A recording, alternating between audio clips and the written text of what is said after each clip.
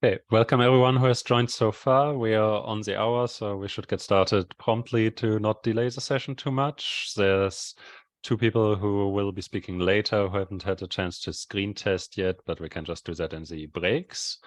So one quick remark is that none of us has host privilege at the moment, so we can't do this thing where the speaker is spotlighted with the video focused during the talk, unfortunately, but I hope the recording is smart enough that your video will still show up in the recording session of your talks in some way.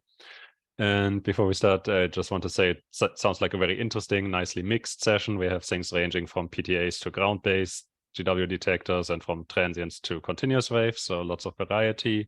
Our first speaker is Bence Becsy, and gonna talk to us about, maybe you can start the screen share in parallel already, talking about the NANOGrav 15-year dataset, which is of course what everyone's talking about at the moment, and specifically the search for individual supermassive black hole binaries. Please go ahead, you have 15 minutes and I'll give you a 5-minute warning if that's okay. Yeah, thank you. Yeah, so today I'm happy to be here and talk to you about the search we did for individual supermassive black hole binaries in the NANOGrav 15-year dataset. So this is obviously on behalf of NANOGrav and the result of the work of many people.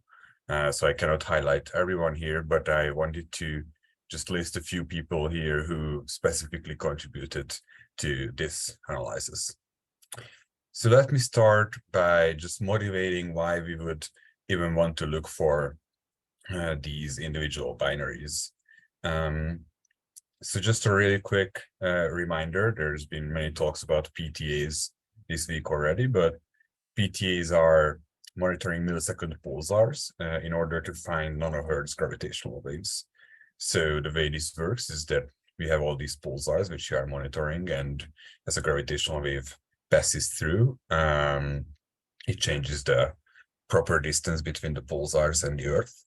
And so what will actually appear in a data set is the difference between the metric perturbation at the pulsars, which we call the pulsar term, and the Earth, which we call the Earth term. So this will be important later on. And so recently, very excitingly, many different PTAs found evidence for a stochastic gravitational wave background. And we don't really know right now definitively what the source of this stochastic background is, but the most plausible source is a population of supermassive black hole binaries. But there could be other more exotic sources from the early universe and cosmological sources.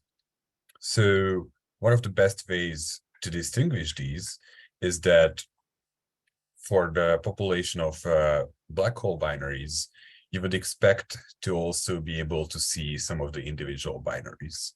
So the way to think about this is that there are many millions of these binaries out there emitting gravitational waves. And the way they appear in our data set is that most of them will be too faint to be able to individually see, but they form this stochastic background, and some of the brightest binaries will possibly be also be able to see individually. So that's one strong motivation for looking for these, but of course they are just really exciting sources on their own right, so definitely want to find them. So the other question we need to ask is how we can actually look for these binaries.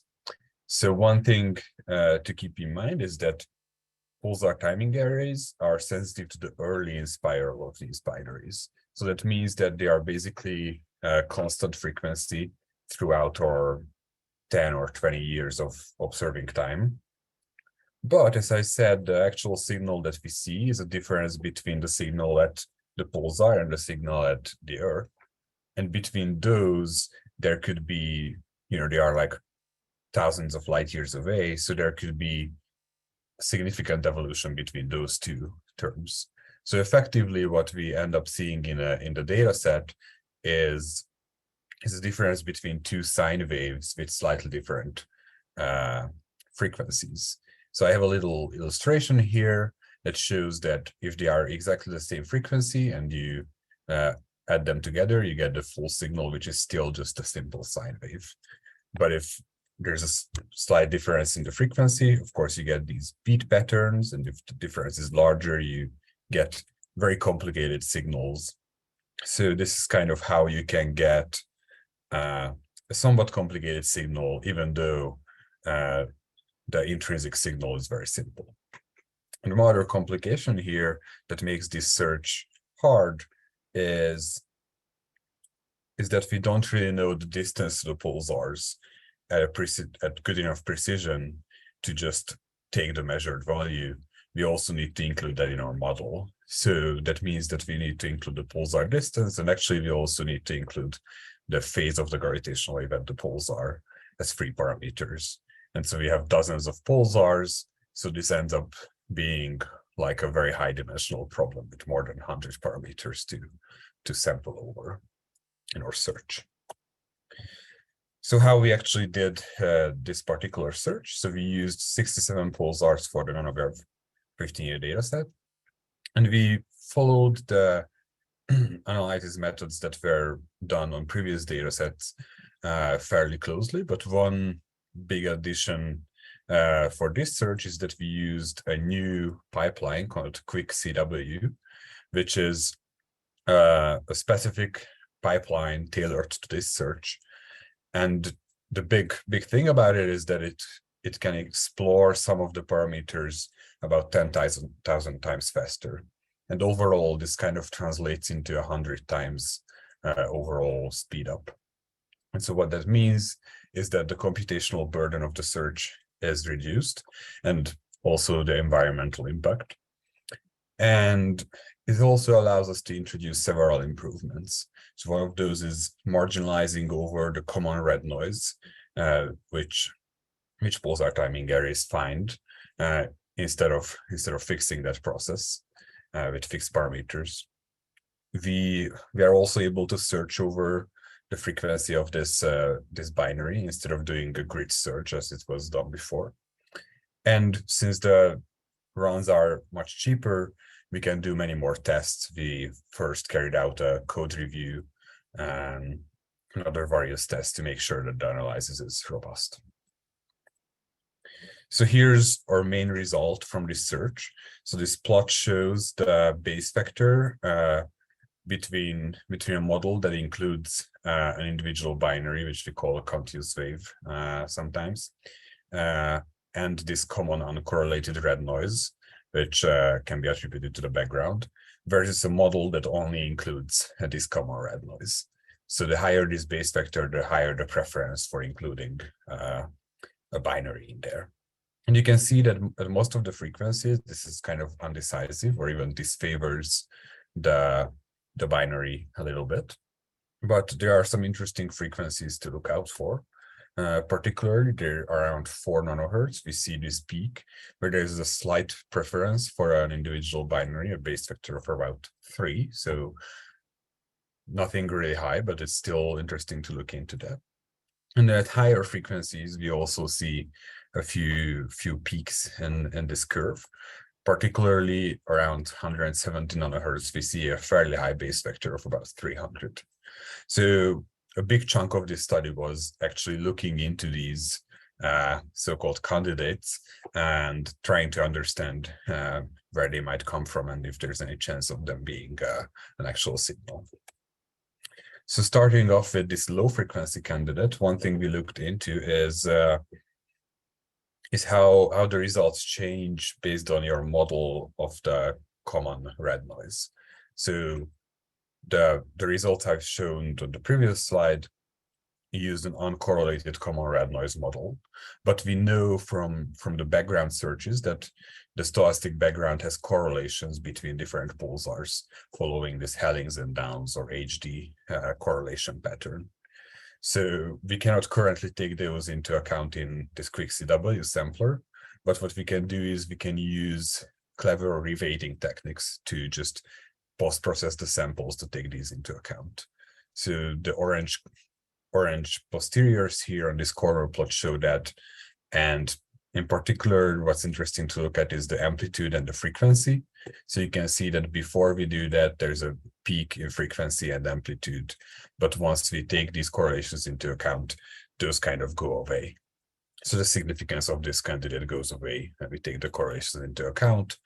But there are also some signs that this might not be like there are definitely limitations of this reweighting technique. So we are currently working on actually implementing correlations in the sampler so we could treat it all consistently. But if you go back and put these new base vector numbers on this plot, you can see that this peak basically goes away when you take into the correlations. But that's not really the whole picture. So that's basically in this little plot here, what I show is the 4 different models we can consider. So common red noise, without correlations are on the left, and with correlations are on the right. And models including a binary are on the top, and models without a binary on the bottom. So what we can see is we can calculate all these base vectors between different models. And what we've seen is that if we consider an uncorrelated background, then we have some preference for the binary. But if we consider correlations, that kind of goes away. But on the other hand, we can also say that there's a strong preference for the background when there's no individual binary in there. And there's still a preference when we include the binary, but it's a much lower base vector when we do that. So currently, the model with a correlated background and no binary is still the most preferred one, but it's definitely will be interesting to see if this changes in future data sets, especially given that the European PTA also finds a candidate kind of around the same frequency. So that's definitely something to look out for. Then there's so you also have a little over 4 minutes left. Okay. Then there's also this high frequency candidate. I think I need to speed up a little bit here, but basically what we find is that it's really close to the binary period of one of our pulsars. So we try removing that pulsar, and that reduces the base vector, but it doesn't completely go away. And there are a bunch of other different investigations we did. And basically, without going into all the details here, the conclusion is that there are many unmodeled noises and covariances at these high frequencies, and we don't really expect a signal at such high frequencies. And also we looked into the localization volume, and we didn't find any suitable host galaxies. So the conclusion is that this is very unlikely to be an astrophysical candidate. Then we went on and produced updated upper limits. So the red curve here is the upper limit from this search on the gravitational wave strain compared to the previous data sets. You can see that at the lowest frequencies, we are better than before, but at higher frequencies, it's kind of similar to what we had before. There's no much improvement there. And then we can also use this strain upper limit to calculate the distance lower limit. So because the amplitude is related to the distance, you can just invert that and put a lower limit on the distance if you assume some chirp mass and frequency. And so one easy way of doing this is to just take your all sky strain limit and turn that into a distance limit, and that's the red curve on this plot. But the issue with that is that's very biased. That's really dominated by the worst part of your sky on a very anisotropic sensitivity. So a better way of calculating this, which we introduced in this search, is to calculate the distance limit in each sky pixel, so kind of a directional distance limit, and then you get a exclusion volume, and then you can calculate an effective radius based on that. And so the blue curve is shown here that shows that. And the blue shaded region also shows the spread of distance limits on different directions on the sky. We can also show on a sky map how this distance limit looks like in different directions on the sky. And for the first time, we also produce this this distance limit sky map as a function of frequency over the search where we did. And these are also publicly available. So the idea behind this is that if you have your favorite supermassive black hole binary candidate and you know its sky location, maybe its frequency, then you can go in, plug those numbers in, and get a distance limit that can already inform you about, you know, if we can rule out the binary or not. This is definitely not as good as doing an actual targeted search, but it's a good first step of checking some of these candidates. And as you can see, the limit changes a lot over different frequencies and different sky locations. So this is definitely much better than just looking at the whole sky limits. And finally, if you are interested in more details, the paper has been published in FJ Letters just like a few days ago. It's also up on arXiv, and you can use this QR code to read that in if you want. And the code we used is also publicly available on GitHub, and we also have some tutorials and data release that you can check out and reproduce some of our results. You can basically get the main result within a couple hours with this efficient algorithm. So I just want to conclude with this optimistic note here that I think individual binary searches in PTAs will be more and more important, for example, for pinpointing the source of the background, but also for countless other reasons. So stay tuned, and hopefully there will be exciting news in the next few years as we get more and more sensitive. Thank you. Okay, thanks a lot, Bence. That was a very nice talk. So if people have questions, I don't think we have the Q&A feature here, so please click on reactions, raise hand, or you can also should be able to type your questions in the chat now. I think it has been activated since we now have the host privileges correctly set. While people get around to raising their hands, I have one question to start. So I like this way you present the distance limits with the sky resolution. I think Dergachev and Papa have done something similar for LIGO-Virgo CW limits before, but this is only like the second time I see something like it. Is the code that you use for this also publicly available and could be adapted to LIGO-Virgo cases? Yes, I think it should be up there. If not, just let me know and I can pull the specific code. I'm not sure how much it is transferable to the LIGO case. I know that one issue we ran into this for these ones is that these need much more samples than just doing the whole sky limit, because the issue is that you can see that there's a very anisotropic sensitivity in the sky. So when you just let the samplers go all over the sky, you will get most of your samples at places where you are not sensitive. So you get very few samples on the sensitive parts of the sky. So you need a lot of samples to get properly converged distance limits. Yeah, that makes sense. Thank you. There is the first hand up from Anjana Ashok, and after that, John T. Whelan. Hi, can you hear me? Yeah. Thanks for the nice talk. So the fact that there is a common CW candidate or an indication of a candidate in NANOGrav and EPTA data, does that somehow depend on the pulsars that are present in both the data sets, the overlap of, the pulsars?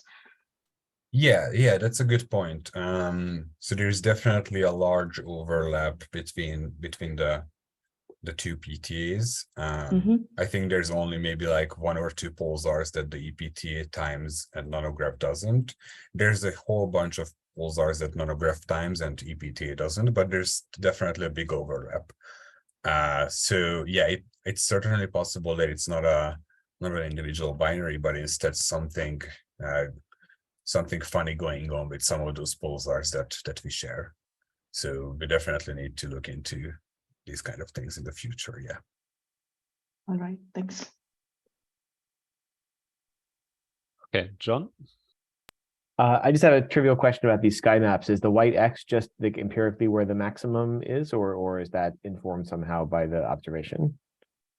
Yeah, this is just indicating where the best sky pixel is at each frequency. Okay, thank you. And then I think we just continue with John as well. So thank you, Bence, very nice.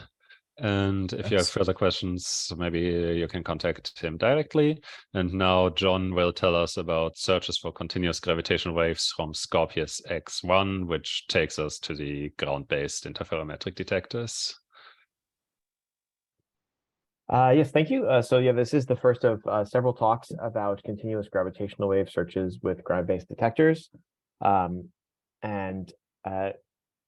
So as with the previous talk, we're not looking for transient gravitational waves, but long-term observations. These are typically multi-messenger observations. They get information from electromagnetic observations usually. But in the sensitivity band of ground-based gravitational wave detectors, we're looking for gravitational waves of frequencies above 10 hertz. And so that's not going to be from anything in orbit. It's going to be from rotating neutron stars. And in particular, we're looking for rapidly rotating neutron stars that are spinning more than 5 hertz or so, because the gravitational wave frequency from departures from axisymmetry will be at twice the rotation frequency. So although it's not objects in orbit, it's something spinning. From the point of view of relativity, it sort of looks the same. It's a periodically oscillating quadrupole moment. And so whether that comes from two objects orbiting each other, or from one or two lumps on the surface of a neutron star, it's still giving a periodic gravitational wave. But so for us, the neutron stars are the sources, not the detector. And these could be neutron stars that we see as pulsars, or they could also be locations in the sky where we know that there is or should be a neutron star, or they could be neutron stars that haven't been observed yet. So this talk, I'm going to focus on so-called directed searches for gravitational waves from neutron stars that are known but are not seen as pulsars. And these could be in low-mass X-ray binaries. They can be in supernova remnants, or, for example, there are searches that target the direct galactic center.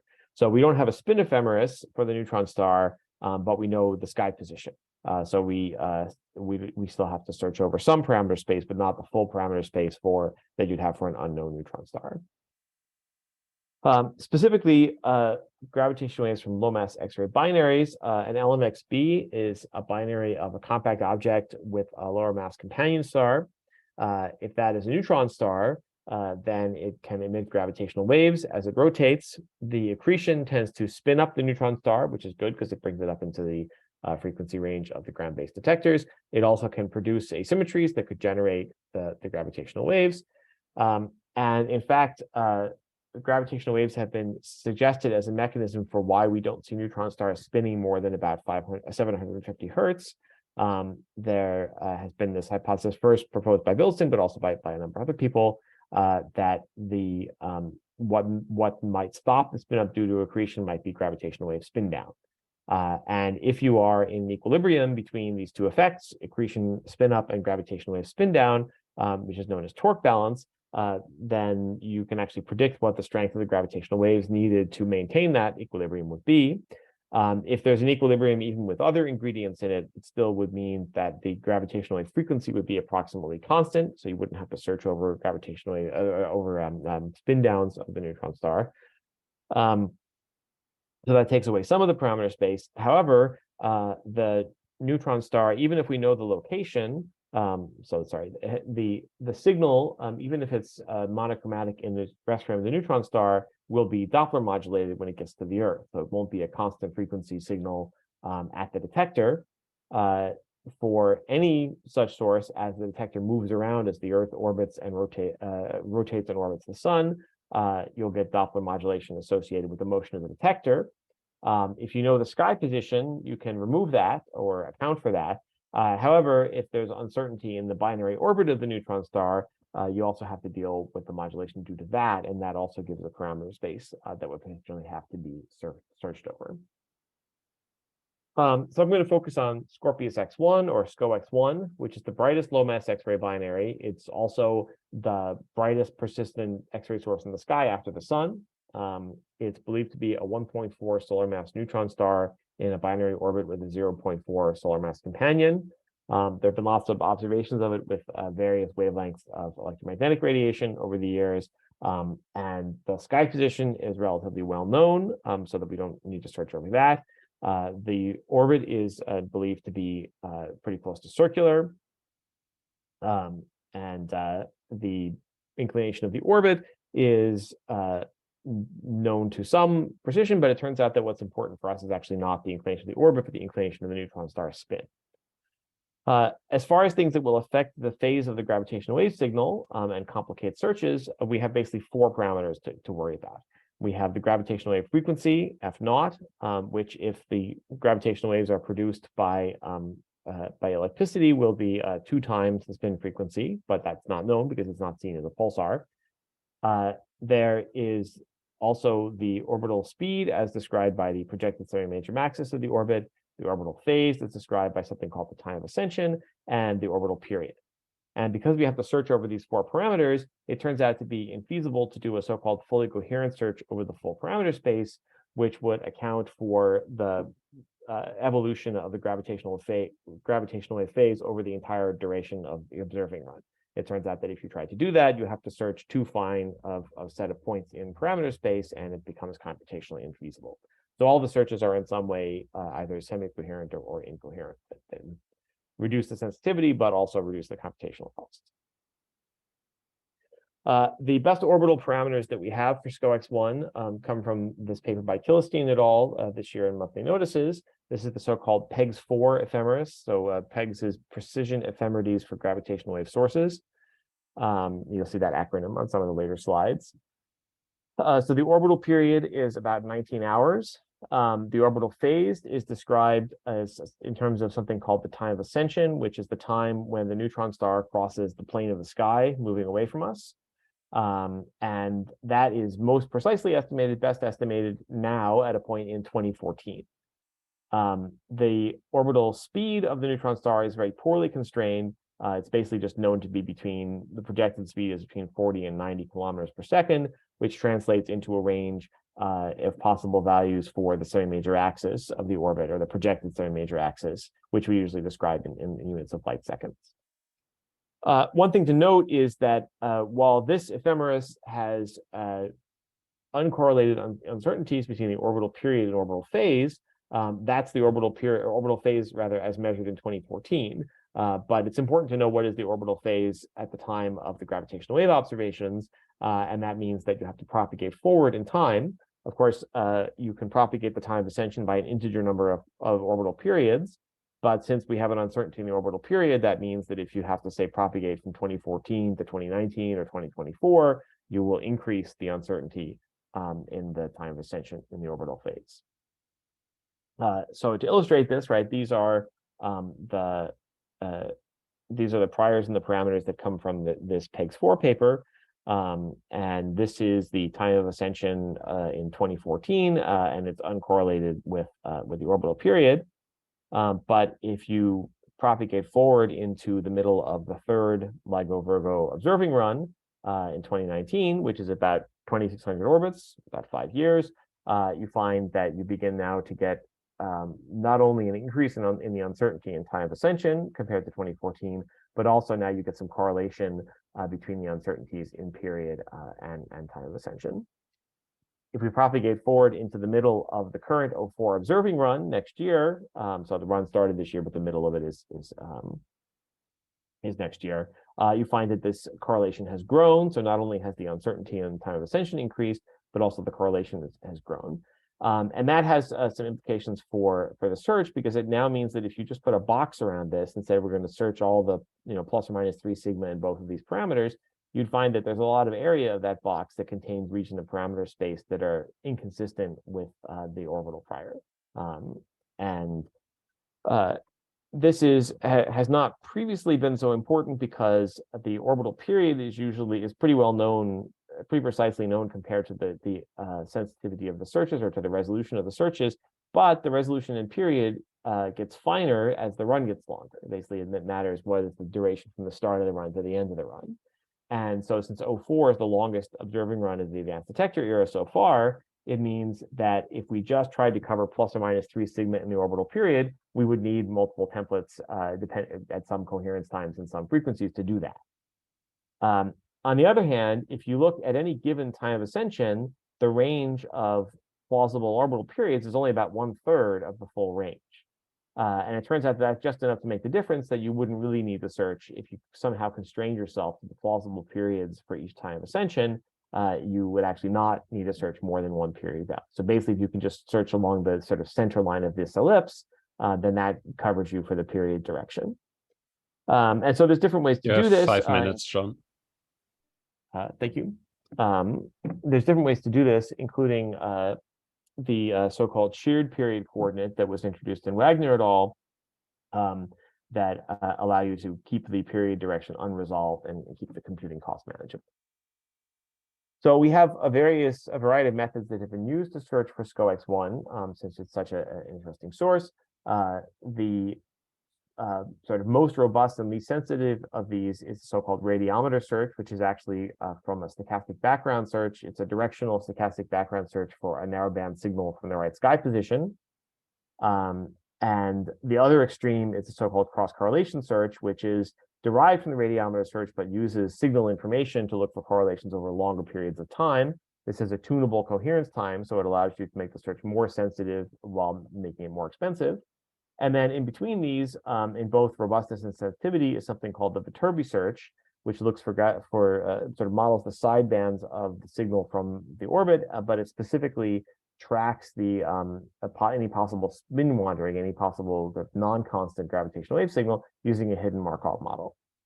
And so these 3 searches have been used in the advanced detector era. There's also a search that has been developed and is being implemented called binary weave, which is another semi-coherent search based on the F statistic. So we've had so far 3. We're now on the 4th advanced LIGO, Virgo, and KAGRA observing runs.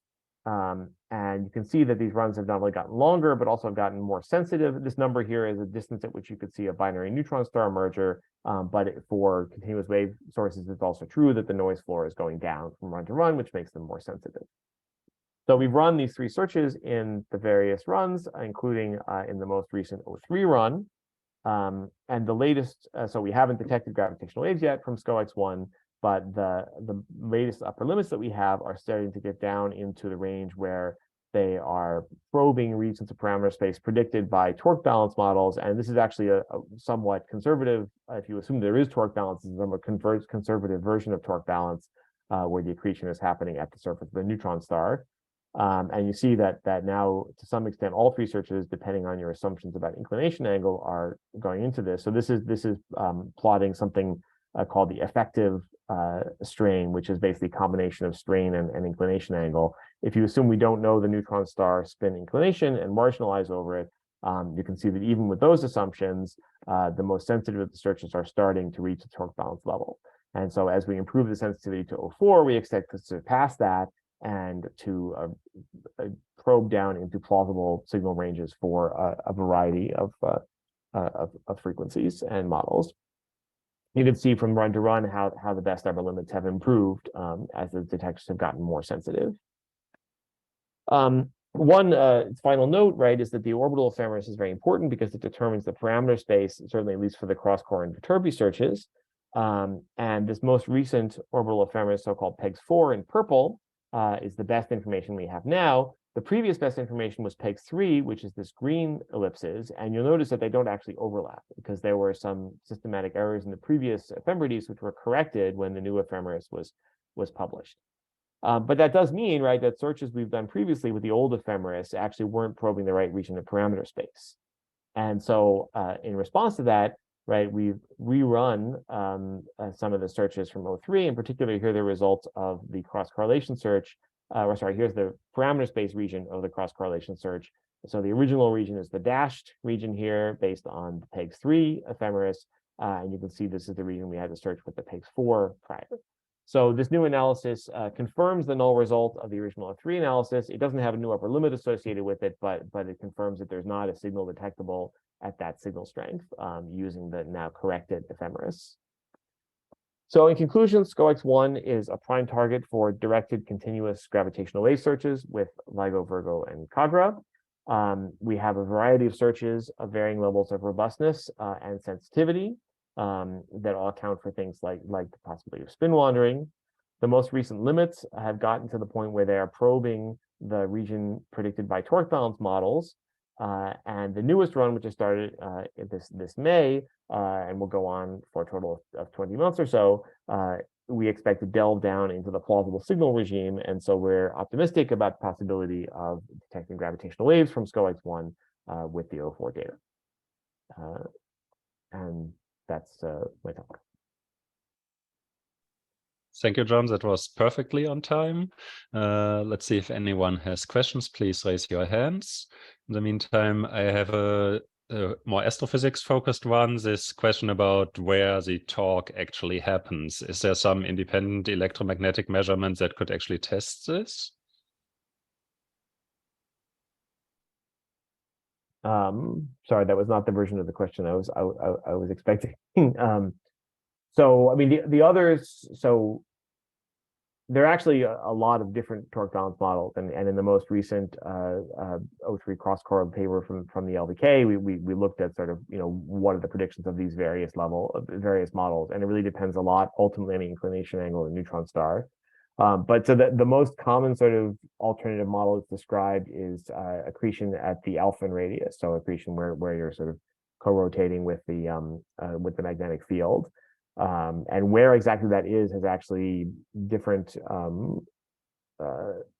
analyses have kind of put that at different levels, and so there have been a lot of different Alphen radius torque balance predictions published over the years. But I don't know observationally though how you distinguish that. Yeah, I think I'm afraid I don't know the answer to that. Okay, thank you. Maybe I should ask one of the observers one day. I see no hands up so far, so one more round. Anyone has a question on this talk? Otherwise, we would be a bit ahead of schedule in going on to Ellen next. Hi, I'd like to ask a basic please. question. When you have an LMXV, what's the smoking gun evidence that it's a neutron star inside and not a black hole? I mean, well, obviously, if you of course, if you saw pulsations, or of course, if you saw gravitational waves from it, but I think that what's usually used though is just the mass, right? And so the in the case of SCOX1, the mass is low enough that it's almost certainly not a black hole. Of course, this 1.4 is the most favored model, so there is some uncertainty in that. But I think that's the big thing is that if you can sort of decode information about the binary orbit to constrain the mass, that can tell you that it's in the wrong mass range for a black hole. Right. Okay. Thanks.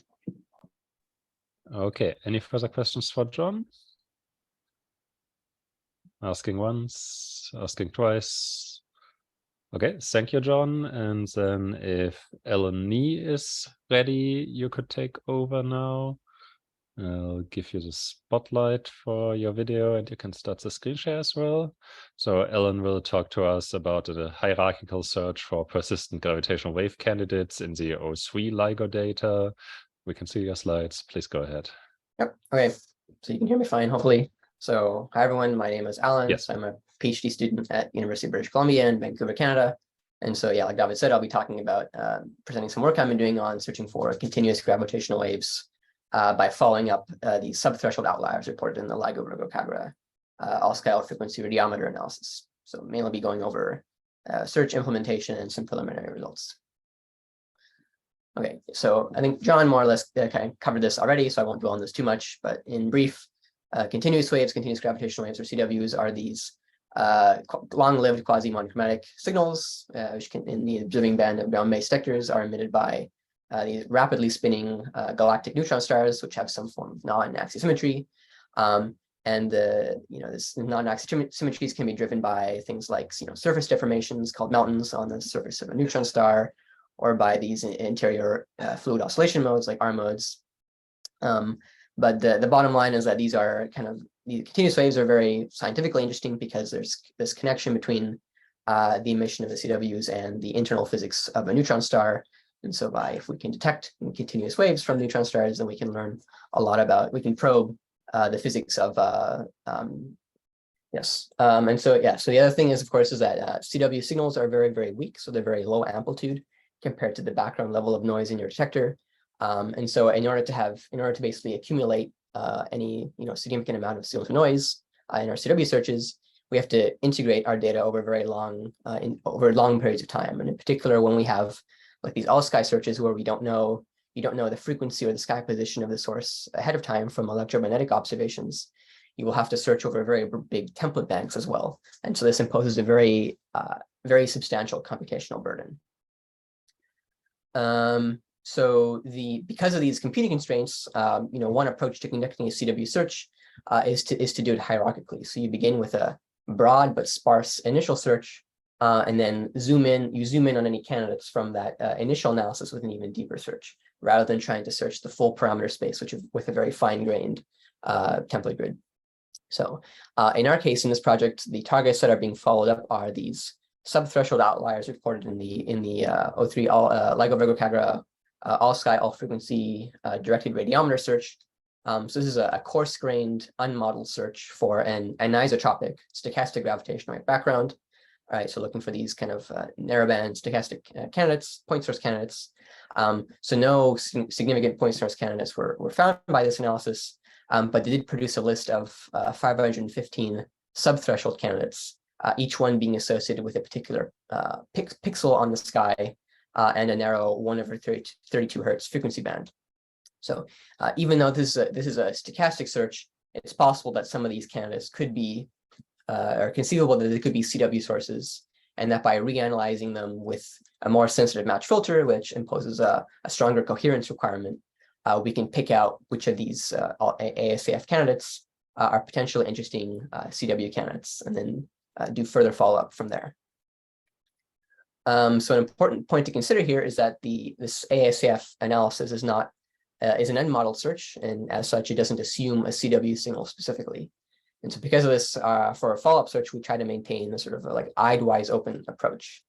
So we don't want to impose too many constraints on our signal model, which may cause us to miss a signal that's in the data. So for example, the source could exhibit a stochastically wandering spin frequency, could be undergoing rotation glitches, which have been observed in pulsars, or it could exhibit long period binary motion, all of which could cause us to miss a signal if we just assumed like a linearly spinning down signal.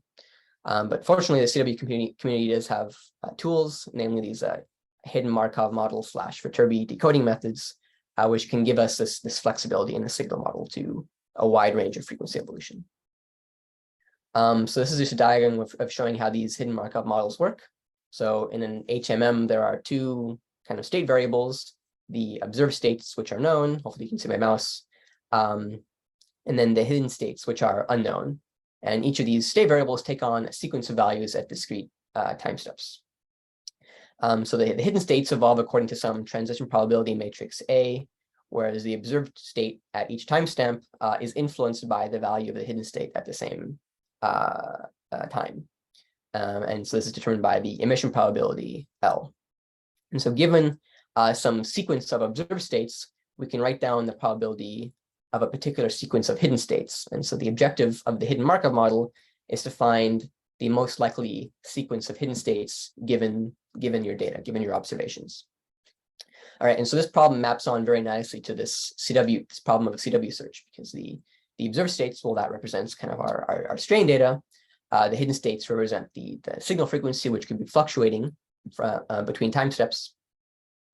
And the emission probability L is tells us how likely we are to observe the data given the frequency. So that's like our match filter likelihood statistic. And so again, our goal is to find the most probable frequency path of the signal given the data.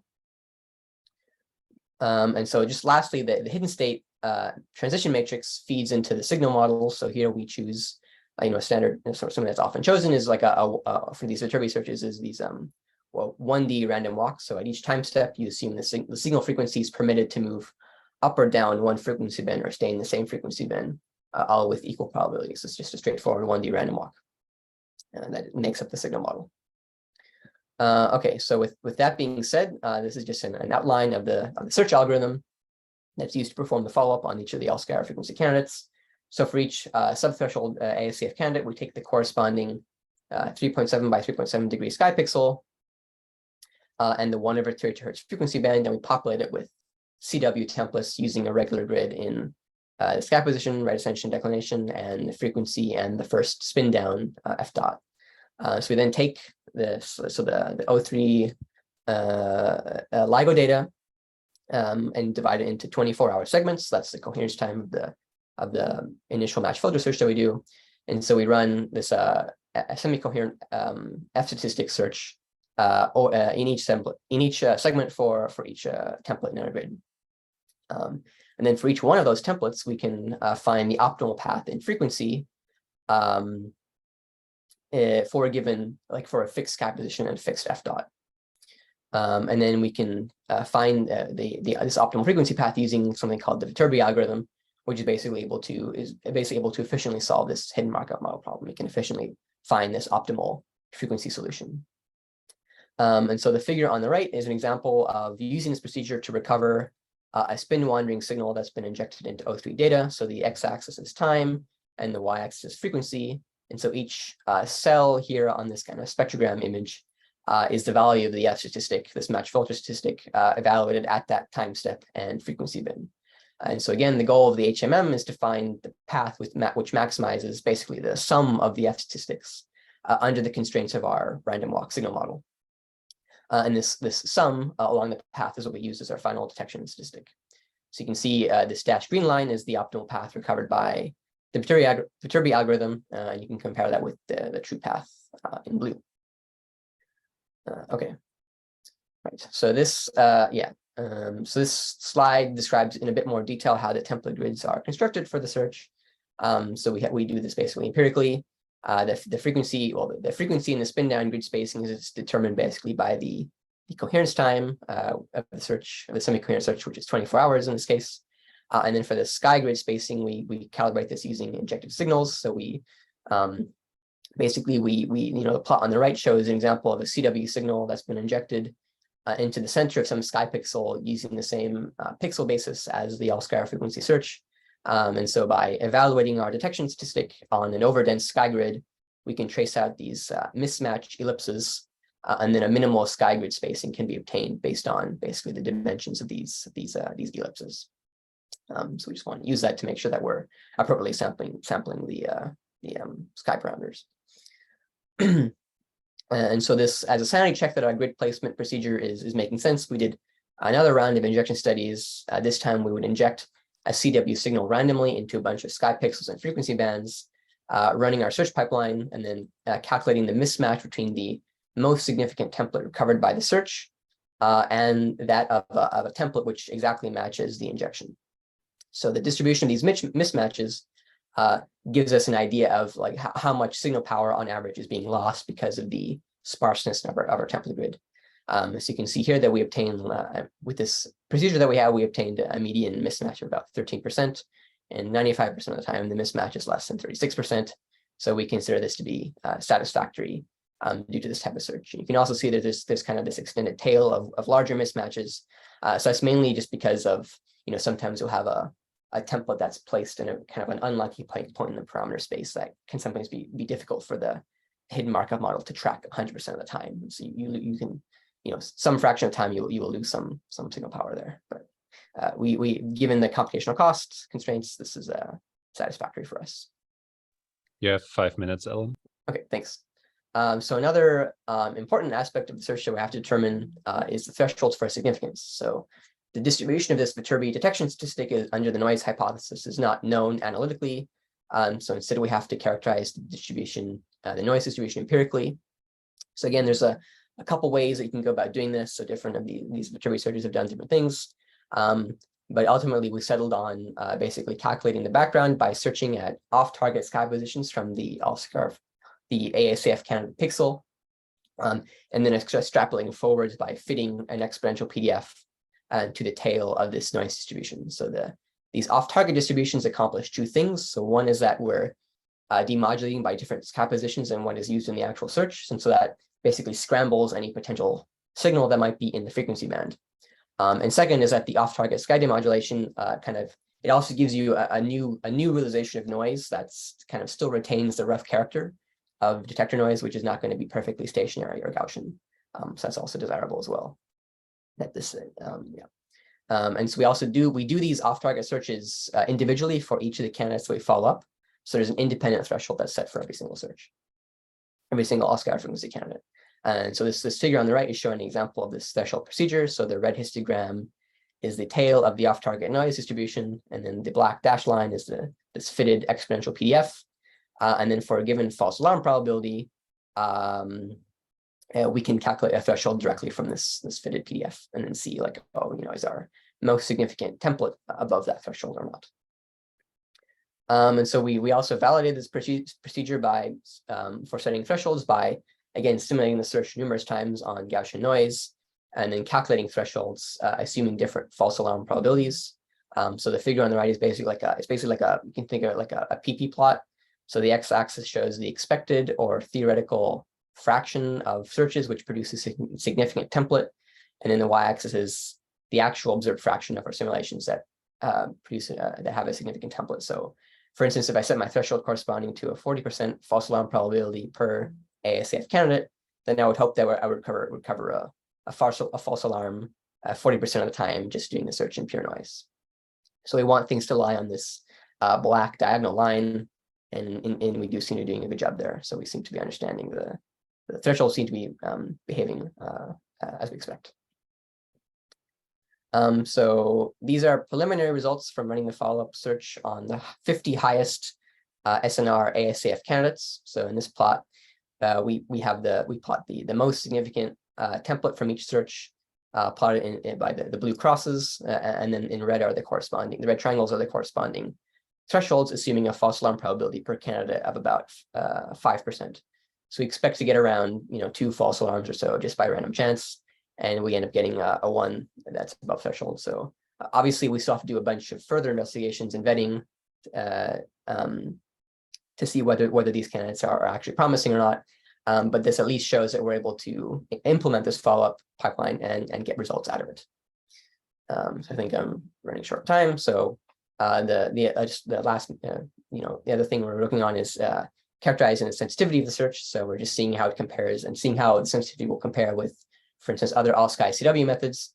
So the uncertainty is measured in terms of the minimal, basically the minimum signal amplitude at which you can recover 95% of all signals.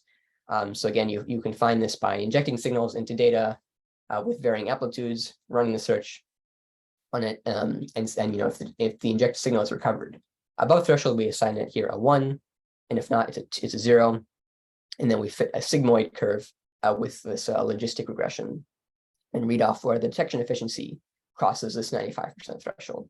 So we're still digesting these estimates, but initial results look promising when we compare them to the upper limits set by previous all-sky CW searches.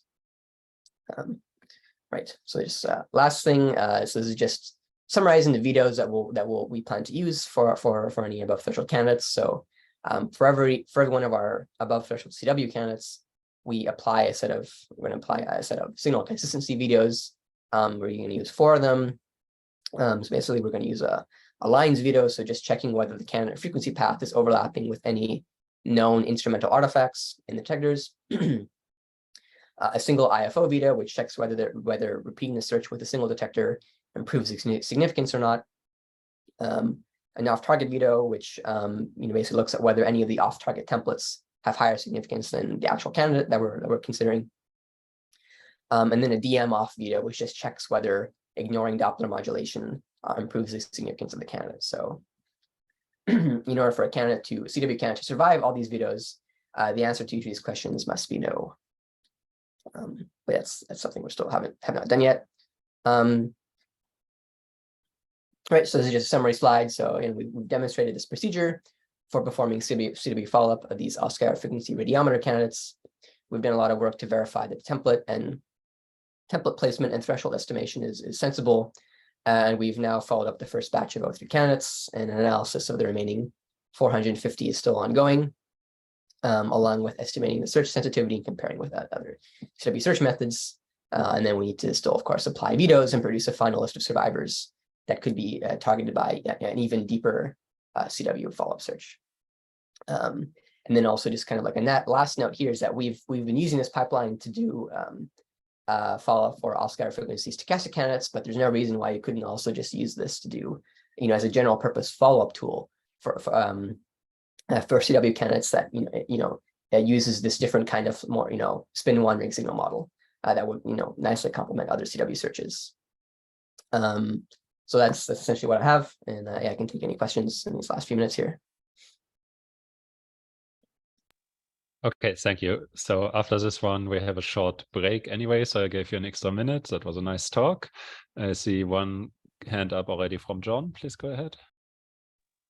Hi, Alan. Thanks. That was a nice talk. I was wondering about if there's any confusion in the statistical sense between spin down and the Viterbi wandering. It seems like you might sort of have a situation where there'd be like solutions with different spin downs that had different Viterbi paths that would describe the same signal.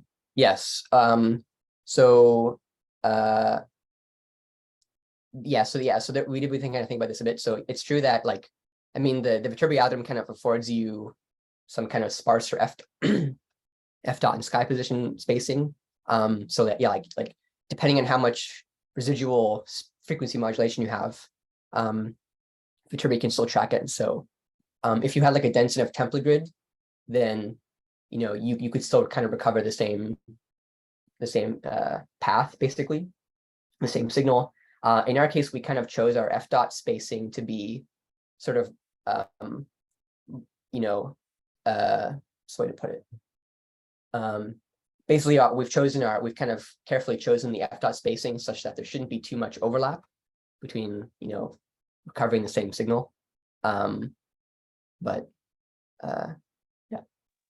Okay, maybe there are some other questions. I'll ask a quick one and then check again if anyone else has raised their hand. In your detection efficiency fitting, I'm a little confused by the plot where you show the actual zeros and ones, which then overlap a lot instead of the percentages. So do you fit then to the percentages or to the 0 and 1s? It's to the zeros and ones. So this is this fancy trick called a logistic regression.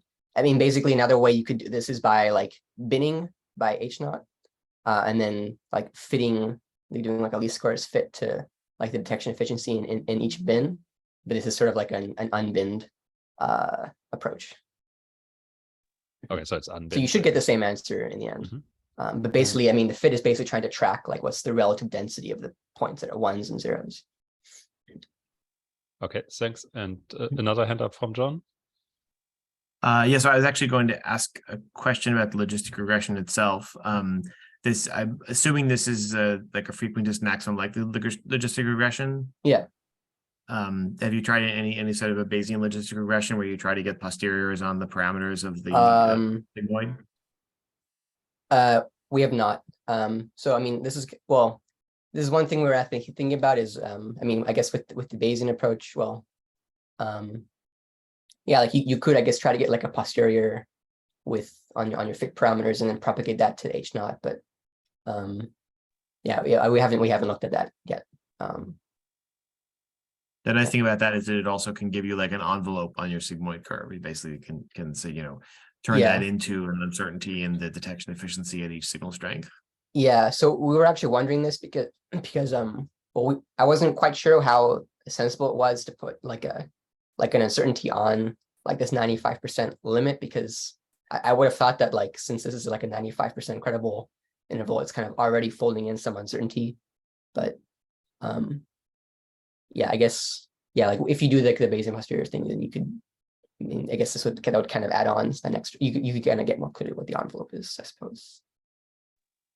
If you look at the appendix of the O1 cross correlation SCOEX1 paper, we did something like that. We actually didn't know it was logistic regression at the time, but in retrospect, it was Bayesian logistic regression. Great, yeah. So you can definitely think about that, yeah. Okay, thanks. That seems like a technical discussion we can continue inside the LVK working group, maybe. So we have a 10-minute, thank you, Ellen. We now have a 10-minute break before the next scheduled talk, so everyone can just get a drink or something. Okay, so I hope everyone has made their way back to their screens. So our next talk is by Aashish Tripathee, talking about probing more deeply in an all-sky search for continuous gravitational waves in the LIGO O3 dataset. Please, you can get started, and I'll give you a 5-minute warning before your 15-minute time. Thank you. Hi, everyone. My name is Aashish Tripathee, and today I am going to talk about probing more deeply for an all-sky search for continuous gravitational waves with the O3 dataset. Okay, so I presented a similar all-sky search for in the O3 data in the last Amaldi. This is a little bit deeper probe than that. Unlike that search, we are here exploring loose coherence from the very first stage, whereas in the last search that I presented last year, we used loose coherence only from the second stage. Also here, we're using full O3 data compared to the last year's search where we were only using the first 6 months, but we are focusing only on lower frequencies here, which correspond to younger neutron stars. And another difference is that we are using short Fourier transform line cleaning here because the spectrum was very polluted, particularly at low frequencies. So just an introduction to continuous gravitational waves. They are the kind of continuous gravitational waves that we are focusing here are produced by spinning neutron stars, which have a time-varying quadrupole moment, produced, for example, by a small bump on the surface. The assumed signal model is this. It's a simple sinusoid where the phase is just a quadratic power of the time. The characteristic strain is given by this. And this is the ellipticity that measures how much asymmetry there is in terms of because of the bulge or the mountain.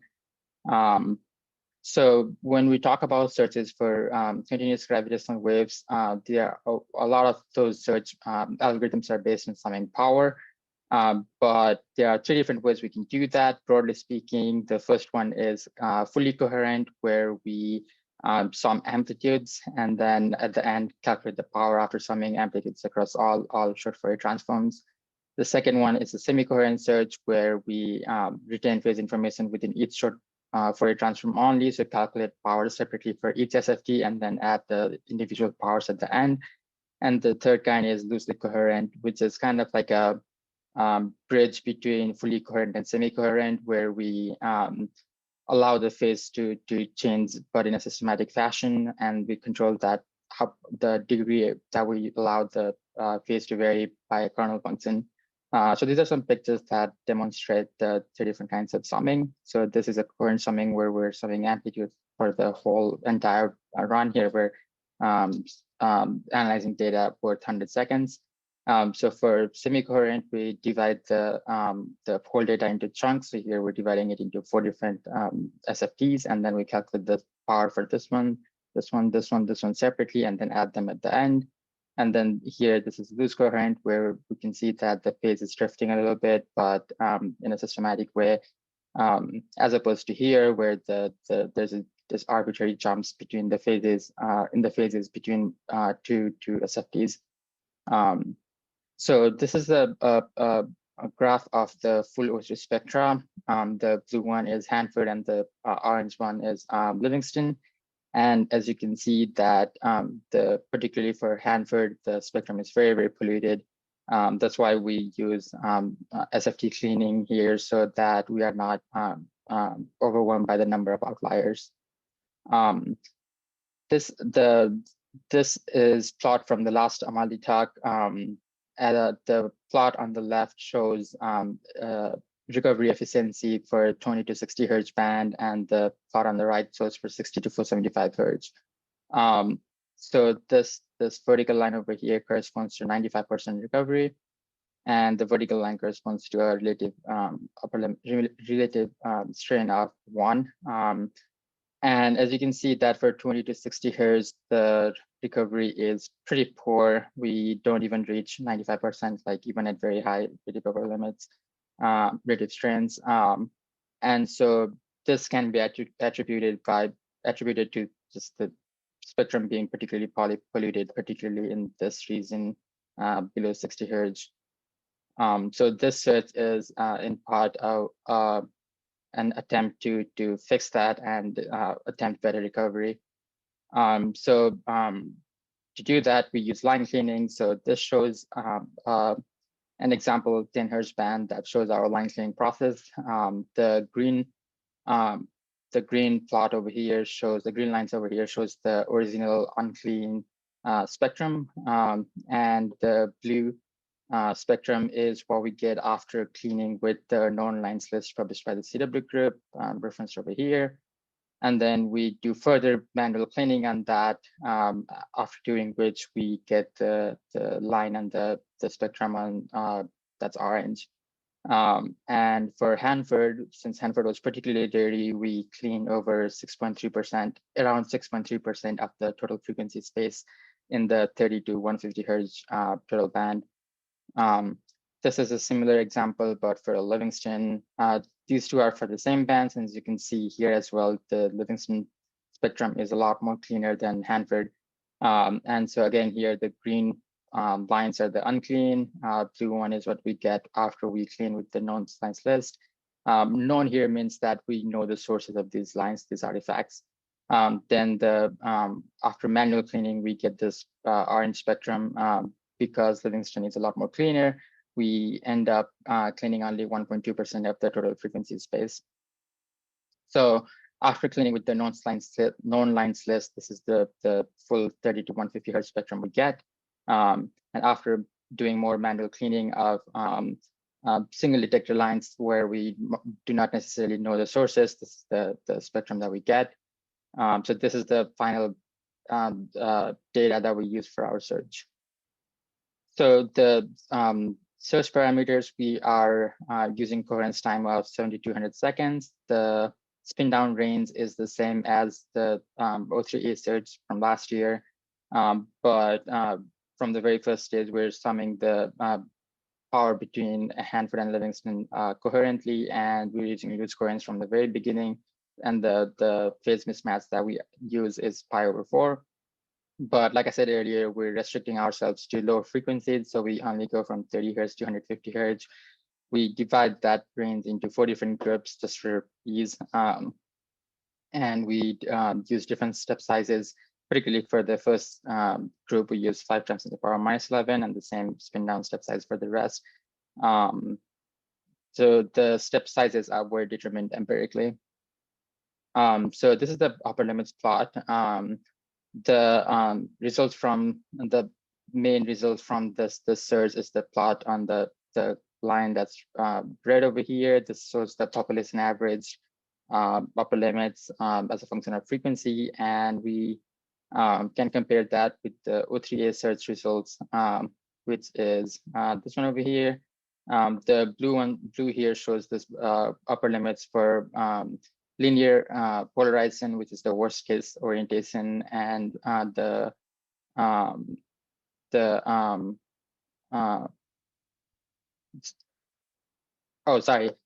so the blue one is the linear upper limit. The orange one over here is the circular upper limit. Circular upper limit is the best case scenario. And so the red one here is the population average, and then the purple pink one over here is the data from last year's search. So we do better than the last year's search across all 150 Hertz band. This is the same plot, but compared with other pipelines that also search with the full O3 data and steps across the 6 months. So the green one over here is the power flux search, same as earlier plot. The blue line over here is frequency half.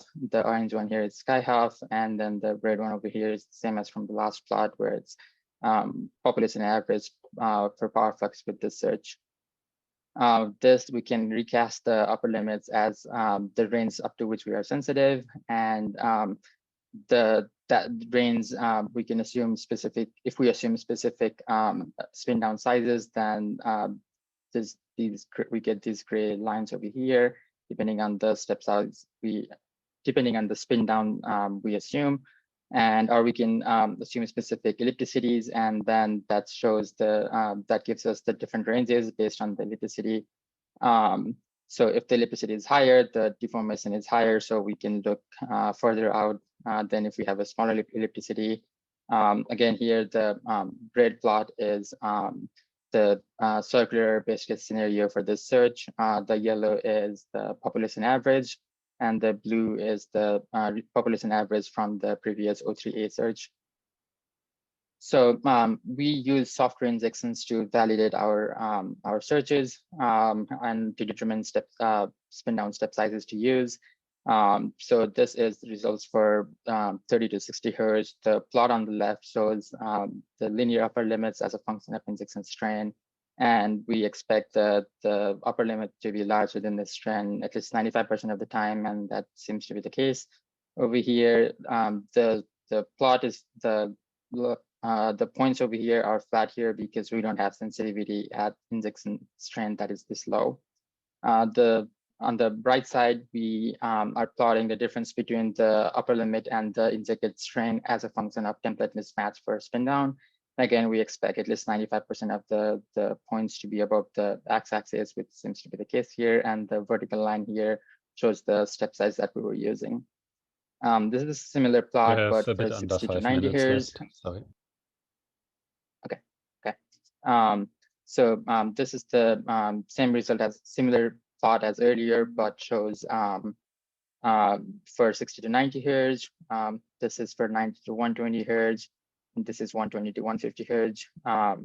You can see all look okay. And this helps us determine spin down step size where we made similar plots for different step sizes and used the one that showed at least 95% recovery, or at least 95% of the points above the x-axis.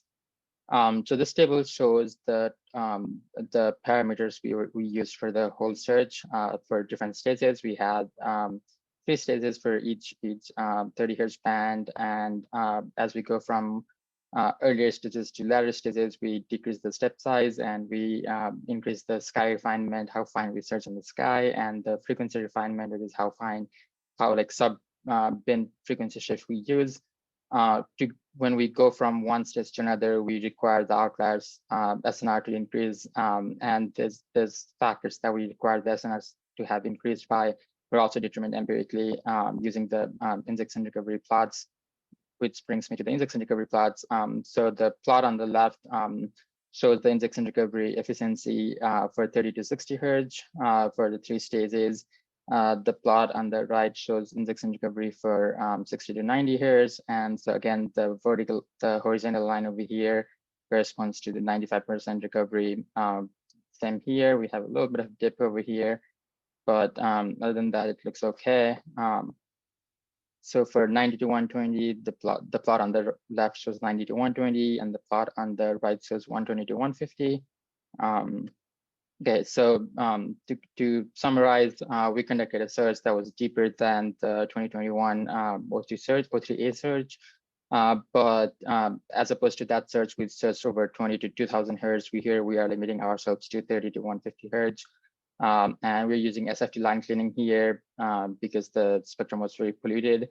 And this is a hierarchical search, just like the 2021 search, but here we use loose coherence from the very first stage. We have the first 3 stages that are complete, and now we're using PyFstat to follow up on outliers. So we're still following up on the outliers, and hopefully that will be complete soon. Thank you. Thank you for that nice talk, and that was actually really fast, so we have extra time for questions. Anyone would like to raise their hand and have questions for Aashish? I can get started with one. I might have misunderstood something, but if you could go back, I think it was slide 4 or so, about the injection recovery of the original search. No, sorry, a bit later probably. Yeah, this one. So the one on the left, if this happens, does that mean that the upper limits are actually invalid that are originally quoted when you only reach the 90 or 95% at a much higher value? No, I think the upper limits are still valid, but we just don't recover as many injections as we we don't recover 95% of the injections, but I think the upper limits are conservative enough that they kind of overcode the upper limit so that they're still valid. Just to add quickly, the upper limits in power flux and Falcon searches are based on power. If you don't have enough power, you cannot really have a very strong signal there, because otherwise there would be big power. So you can put an upper limit without ever making an attempt to detect anything, right? You just estimate it from power. Then the ability to detect is a separate business, right? So your attempt to detect might be led astray by a presence of a line, for example, which is probably what happens here. Okay, I see. I'll have to think a bit more about the technical details, but yeah, it's a good point that these two, they are sort of different exercises. Good point. Anyone else have a question? I don't see hands up yet, but we would have time for 2 more or so if people want. If not, then thank you a lot, Aashish. And we can move on already to our next speaker if he's ready. Christopher Berry, are you ready to go? So Christopher is going to talk now about slight change of pace. I guess this will be mostly about transients, placing gravitational wave observations of binary black holes in astrophysical context. And you can get started already. Cool. Thank you very much. And yes, you're correct. This will be back on our binaries and transients. If anyone's interested in finding a copy of the slides, you may use this QR code to scan and get those. Today, I'm going to be talking about how we understand our stellar mass binary black holes observed by the LIGO-VirgoKAGRA network and compare those to other observations. This is work largely led by graduate students, and particularly Camille and Monica, who are currently students at Sierra at Northwestern University. So here we have our plot, shown a few times already, showing our combined observations of stellar mass compact objects with reliable mass estimates. Of course, our gravitational wave observations dominate for the black holes. Gravitational waves are uniquely well suited for observing these type of systems. But we also have electromagnetic observations from a range of different methods, most recently some astrometric binaries, and more historically from X-ray binaries of black holes. And of course, we have a whole host of neutron stars from radio observations. So by looking at the masses and spins of these objects, we can understand the astrophysics of how they form. And for this talk, I'm going to limit myself to the discussion of the black holes. When we're talking about binary black holes that we observe with gravitational wave detectors, there are a whole host of different proposed formation channels. There have been many great talks earlier in the meeting discussing the variety of these. On this slide, I'm showing just a couple of the most frequently talked about methods of forming these binaries. Over here, we have a cartoon illustrating dynamical formation of a binary system within a globular cluster. And over here, we have an isolated evolution. This is where we have a binary living its life together and eventually coming together to form a merging binary black hole. In these channels, there's a whole host of different physical uncertainties, things like the nature of supernova explosions that will influence both, and some uncertainties that will only impact one channel or the other, such as the efficiency of a common envelope evolution for isolated evolution, or the initial conditions for globular clusters if we're having dynamical formation here. So we're keen to use our observations to constrain this physics. Of course, that requires us understanding exactly how these channels work. Now, a nice thing about this isolated channel, which is often referred to as a source for gravitational wave observations, is that earlier in the evolution, we have some point when we have a black hole and a star next to it, and when this star will evolve, it will undergo mass transfer onto the black hole. And this will lead to an X-ray binary phase. So pretty much every binary black hole that forms through isolated evolution will be an X-ray binary system at some point earlier in its phase. So can we put together these different observations to get a constraint on the different evolutionary phase of these binaries? Now, if we go back to this plot, one of the things that's most commonly asked about it is, why are these black holes seen with gravitational waves more massive than these black holes, primarily seen in X-rays. We just mentioned that we'd expect the X-ray binaries to be progenitors of things that go on to form binary black holes. So why aren't these masses comparable? Is there something going on here that we don't understand? Is this some indication that these are coming from different formation channels?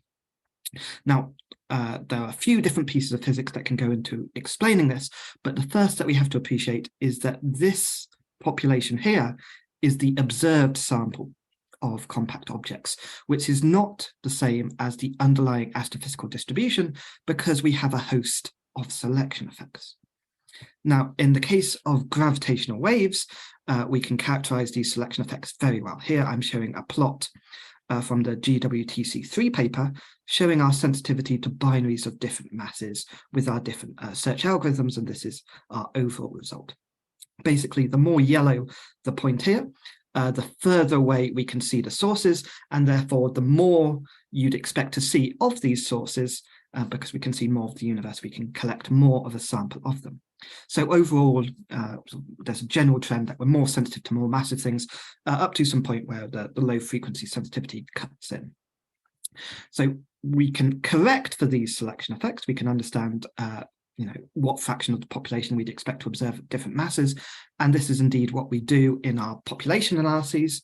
Here's a plot from the LVK populations paper showing various parametric models fitted for the primary mass, so the more massive black hole in the binary, correcting now for the selection effects. And you can see that even though we mostly observe black holes in this sort of mass range, the underlying distribution has many more black holes at low masses, which we're just missing because we're less sensitive to them. And this kind of general downward trend of fewer systems at higher masses makes sense because there are more low mass stars than high mass stars. So we understand our gravitational wave selection effects, we can correct this, but this still doesn't quite look like the population we see with X-ray binaries. It still extends to much higher masses. And of course, we need to do the same when we're considering our X-ray observations. We need to correct for the fact that we can only see certain systems only when the X-ray flux is sufficiently bright, and take that into account. So in a study led by Camille here, we looked at the population of isolated binaries. So said, what if all our gravitational waves came from the same channel of isolated evolution, the same channel that produces high mass X-ray binaries? In that case, it's the same underlying astrophysical distribution, so you'd really expect the maximum overlap between the observed populations. What would we see in that case? What differences would arrive? And what we're seeing in this plot is the redshifts of the observed systems. So this peak here is the observed X-ray binaries, putting on a cut on the X-ray flux. Here we have gravitational wave observations, the merger redshift, so where we actually see the gravitational wave source using a simple signal-to-noise ratio cut. And then working backwards, this is the observed population at the formation redshift. So you can see there's a big difference in the redshift we are seeing the sources from. So when you correct for this selection effects, we're seeing different points in the universe. Now, this is important because the universe is different as time goes on. So this universe here is not the same as this universe here. The metallicity of the overall composition of the universe changes. We get more heavy elements formed over the history of the universe. And this adds in another difference. So if we look at the redshifts of formation for our two populations, we see that our high mass X-ray binaries are formed at higher metallicity, closer to solar metallicity, and our merging binary black holes that we observe with gravitational waves probe a lower metallicity environment. This is important because how stars evolve depends crucially on their metallicity. Here's a plot showing, using the same population synthesis code, COSMIC, the relationship between 0 age main sequence mass of a star and the remnant that it leaves behind. This is just for single stars, ignoring all the complications of having two stars and mass transfer and so on. There's two different supernova prescriptions shown in these two plots, but for the reason we are interested in with binary black holes, these mostly agree. You can see there's the trend that more massive stars leave behind more massive black holes. But looking at the different colored lines here, you see that this does depend on the metallicity. So going from very subsolar to solar metallicity, we get progressively lower mass black holes for the same initial mass star because they lose more of their mass during their lifetime in stellar winds. So given that, you'd expect that the black holes that we see in X-ray binaries forming at higher metallicity would be lower mass than the black holes seen in gravitational wave observations, which form at earlier in the universe, and so lower metallicity. So if we put this all together, in this plot here, we have the intrinsic populations of high mass X-ray binaries and merging binary black holes. High mass X-ray binaries, this is out to a redshift of 0.05. This is all we could hope to observe. And for binary black holes, this is out to a redshift of 20, again, capturing everything that we could potentially hope to observe, but with no selection effects put on yet. So this is just showing intrinsically what the population is from the same formation channel. So you can see that the binary black holes are a subpopulation of the high mass X-ray binaries.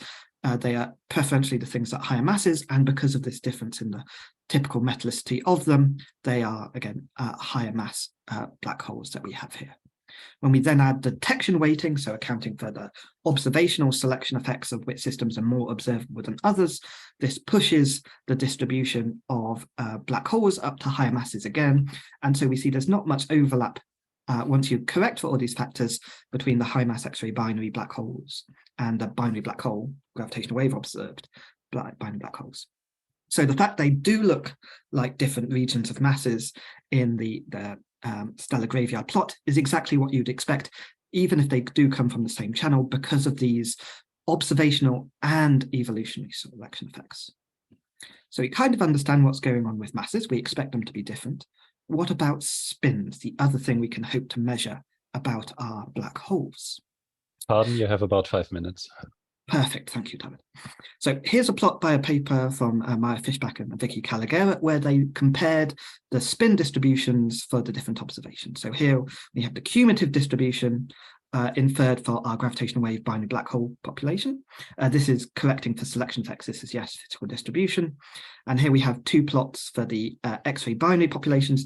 These are just the observed samples. There's no attempt here to correct for selection effects. So there will be a few differences here, but just to give a general trend.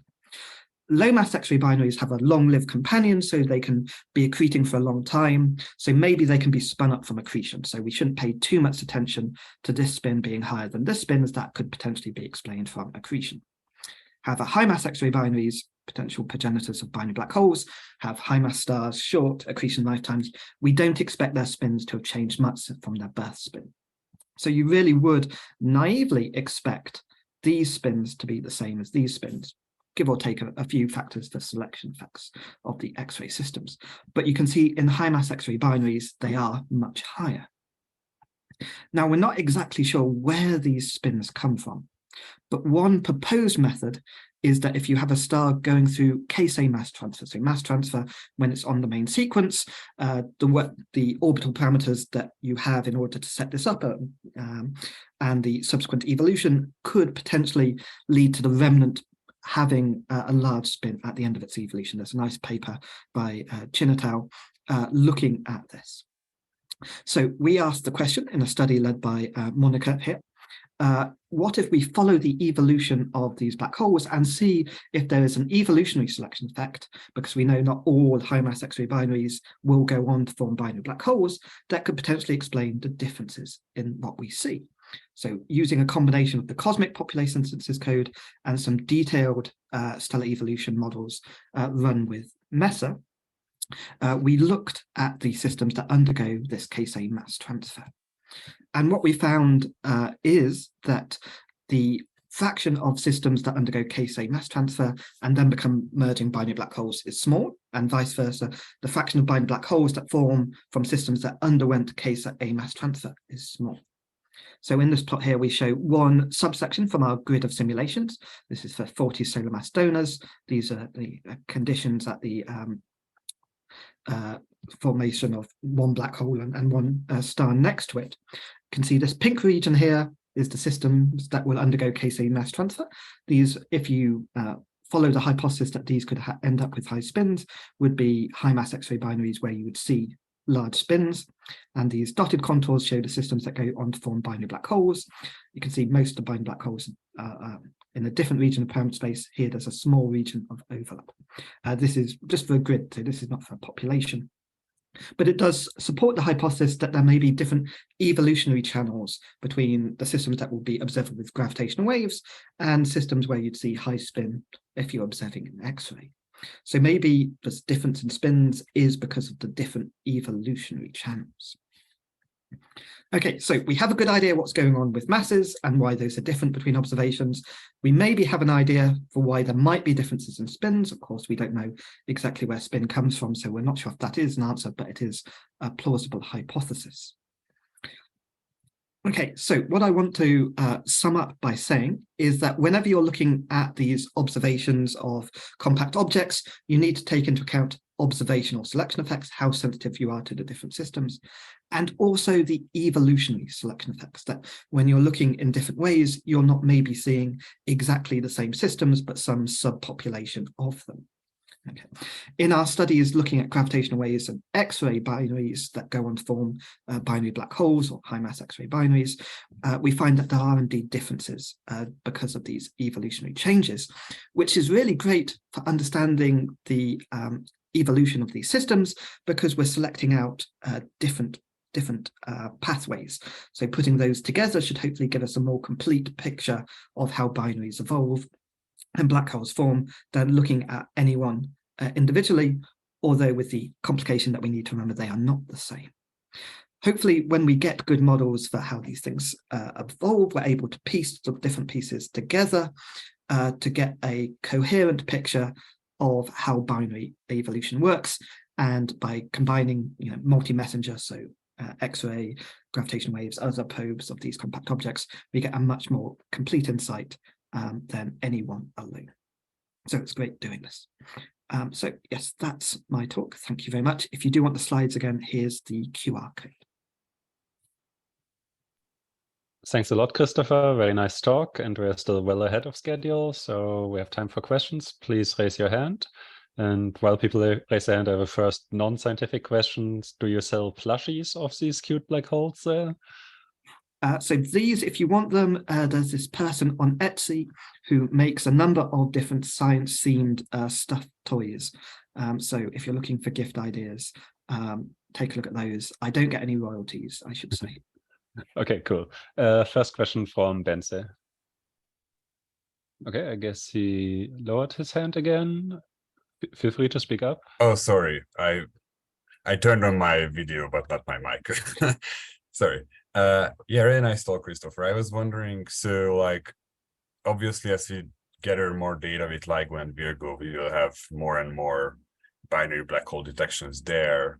I was wondering if you can comment on the other side of the X-ray binaries. Do we expect any improvements there over the next years or decades? Yeah, so potentially with new X-ray observatories, we'd be able to see further out, which would be nice. So that would probe earlier in the universe. If we go back, we'll be able to push back this probe somewhat to early in the universe, maybe get a bit more overlap in our detections. So that would be very nice. I think one area where we do stand to get more systems observed is from the astrometric binaries. So these are things like looking at Gaia for finding binaries there. Those are wider binaries. So those are, again, probing yet another region of this evolutionary parameter space, because the orbits are much wider. These might not merge as gravitational waves. We're just now getting the first few observations from Gaia of binary black holes there. So I think that will hopefully yield a few more and fill in a bit, again, another part of parameter space. Those black holes sort of all in our Milky Way, all in our local universe. So again, I think those will be probing the high metallicity population. So I'd expect those to be primarily the more less massive things. And I think we should be able to get a good handle on those selection effects if you want to correct those, because it's really set by the orbital parameters of the system of how easy it is to detect the motion there. Since I see no further hands up for the moment, I had a question on this slide as well. I was confused that it says both higher redshift and higher metallicity. Is the higher redshift just a typo there on the left? Probably, yes. Where does it say high metallicity? The previous one says higher redshift, but the plot, I think, says lower. Yes, no, that is a typo. I'm sorry, I didn't catch it. I will edit that. Okay, that clarifies the first half of the question, and the other half was, I seem to remember that some people were also arguing there should be a quick merger channel where things form at relatively low redshifts but then merge very quickly. Is that disfavored by data already, or is it a serious alternative still? I think you have a distribution of merger times. I don't remember a specific channel that's particularly different in terms of its formation channel, but you would expect a different different merger times depending on your evolutionary channels here. One of the things that is actually, if I go ahead to some bonus slides, is what you find in terms of the different merger ways of having isolated binary evolution and different ways of bringing the black holes together does impact the merger time. So here's a different study led by Monica, where we were looking at common envelope versus stable mass transfer for bringing your binaries together.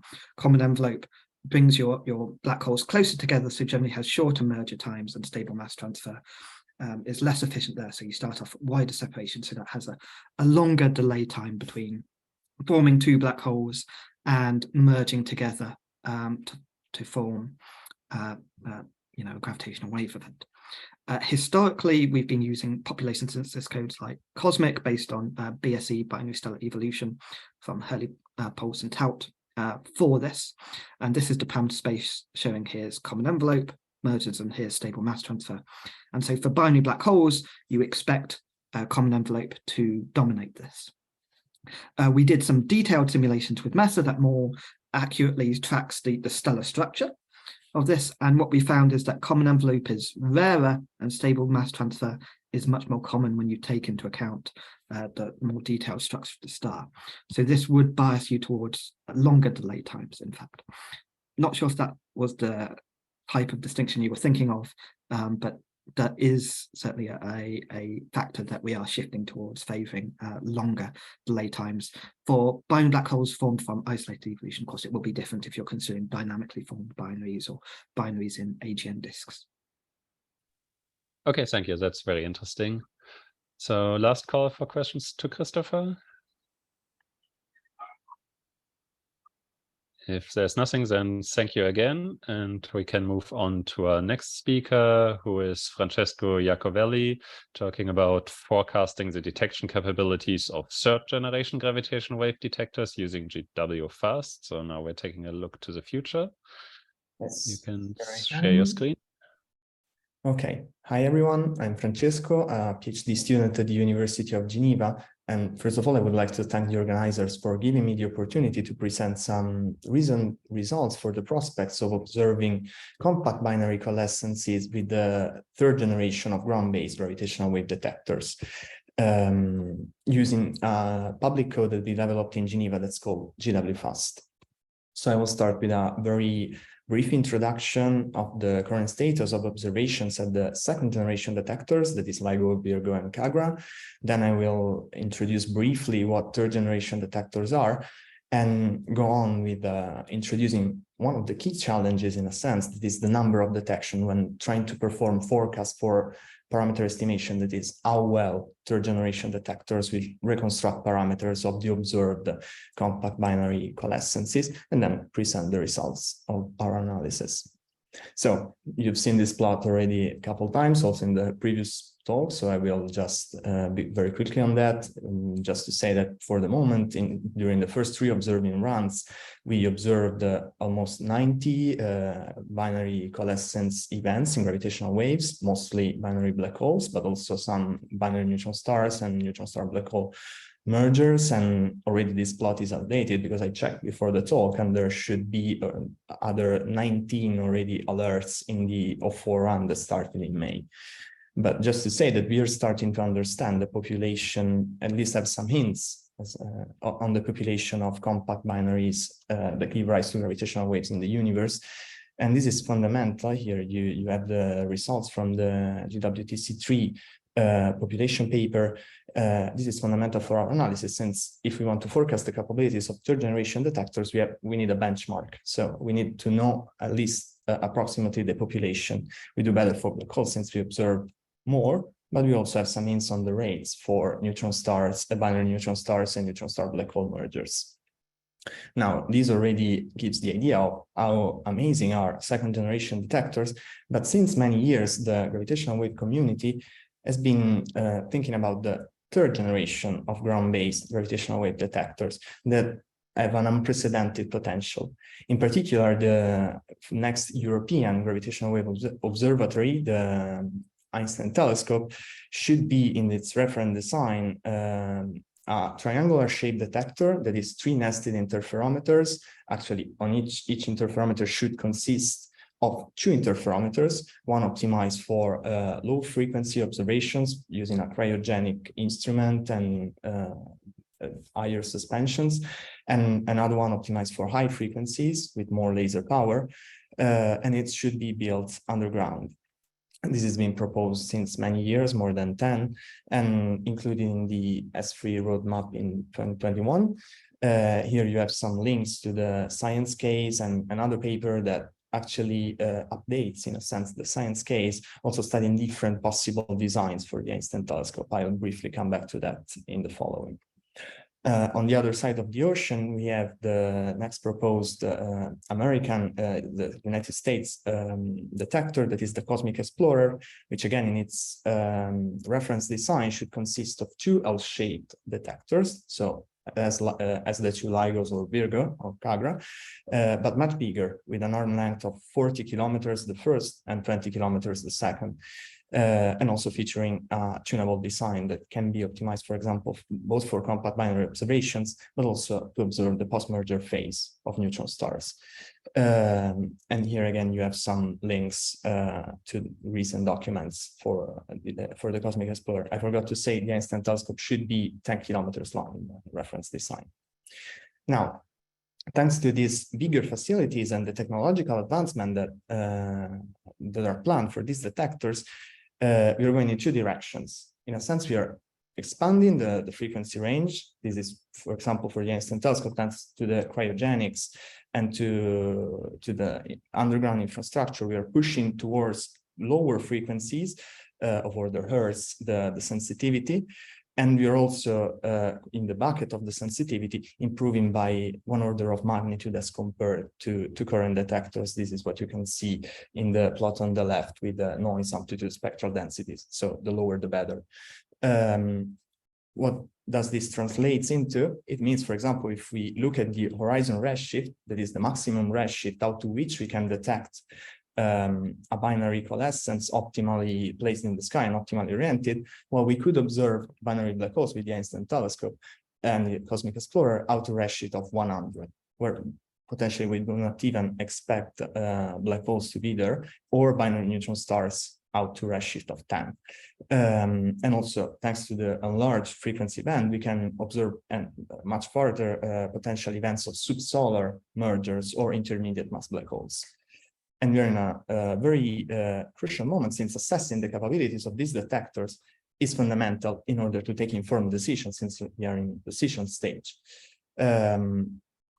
A first building block, obviously, is to understand how many events they will detect and how they will perform the parameter estimation, that is reconstructing their parameters.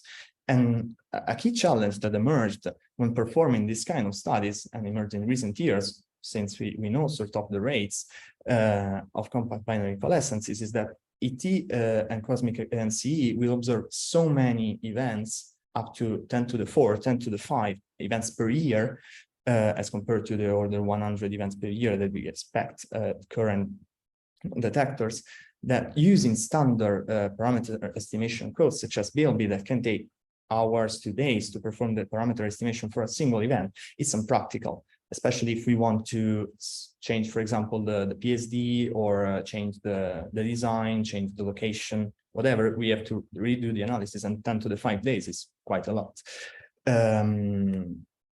For these reasons, various groups all across the world started to tackle the problem.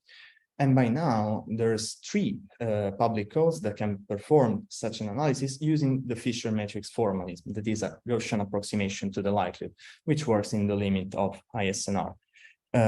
These are GW-Bench, developed by folks, in particular Sorab in Penn State, GW-Fish, developed in GSSI, and GW-Fast, that's the code we developed in Geneva. But there's also other ones out there which are not yet public, but have been used already. And before moving on, it's important, something I want to stress is that all these codes featuring some particular implementations that having been developed completely independently have been cross-checked to assess their agreement in the context of the activities of the Einstein Telescope Observational Science Board. This is the group of people in charge of taking care of the science case of the Einstein Telescope. So to be more reliable and usable and trustable when performing this kind of forecast, and already have been used to produce different science cases for 3G detectors. Now that I introduced all of them, I'll try to sell mine, that is GW-Fast, which is a code particularly tuned towards high computational speed, hopefully user-friendliness, and accuracy in the evaluation of derivatives, which are the key ingredient of Fisher matrix, where essentially you're taking the derivative of the signal projected onto the detector to build the covariance matrix, and then the Fisher matrix inverted, get the covariance, and from that the errors. How do we do it? Essentially, we use automatic differentiation. That is a technique, if the code is written in pure Python in this case, to let the machine itself compute pseudo-analytical derivatives, iteratively applying the chain rule to a given closed form function. And this is something we do using a Google package called JAX. And also we have all the infrastructure, including the waveforms written in pure Python, and this can be useful also in other contexts. Also, there's other people working on these kind of things. There's the REPL package that came out recently. And thanks to these features and also the vectorization capabilities, GW-Fast needs less than a day to run the parameters, these Fisher forecasts and parameter estimation on 10 to the 5 events. So if tomorrow I change my mind and I want to say, okay, let's put Einstein Telescope somewhere else, I can do it at a rather cheap cost. This was the introduction. Now I'll switch and show you the results of our analysis. What we did was to use this, the latest LIGO-VirgoKAGRA results to generate a synthetic merger populations, and then through GW-Fast assess the parameter estimation capabilities of both LIGO and Virgo during 4. So we'll see if we guessed, and also for obviously for the Einstein Telescope alone and in a network with 2 cosmic explorers. You see already from these plots, which are pure SNR, that already ET alone could potentially detect almost all binary black hole mergers happening in the universe up to redshift 1. And then it can detect many of them also above this redshift. While if considering the full 3rd generation network with the Cosmic Explorer, we can truly get to redshift 2 or 3, observing almost all the coalescences happening out there, which is an unprecedented potential for this, for both precision and discoveries. So you have 5 minutes. Yes, I can. Okay, no, I can change the. Sorry, there was a moment where I could not change the slide. Here you have our results for the reconstruction of some interesting parameters for binary black holes. On the leftmost panels, you see the results for O4, where you see that already we can reach some good accuracy in the reconstruction, in particular in the upper panels for the sky location and luminosity distance uncertainty, which is particularly relevant, for example, for cosmology. But what I want you to focus on is the central panel, where you see the right panel, where you see that already ET alone can detect many events with a very good accuracy in the reconstruction of the sky position and luminosity distance as a single detector, thanks to the fact that given the larger bandwidth, a signal potentially with higher mass ratio can stay in band so long that Earth's rotation gives an effect, and you can self-triangulate with even with a single detector. Obviously, if considering the network with the Cosmic Explorer, we could get an accuracy thanks to proper triangulation so good that you can shrink the localization volume to so much that as to get a single galaxy potentially in this localization volume, which would be amazing for cosmology studies again. And also for intrinsic parameters, the precision you could get on source frame masses reconstruction, but in this case, the chirp mass and spins, can be outstanding with the Einstein telescope. I forgot to say in these plots, each dot represents an observed merger. So you see, it's quite cluttered up there. This was for binary black holes, but also for binary neutron stars.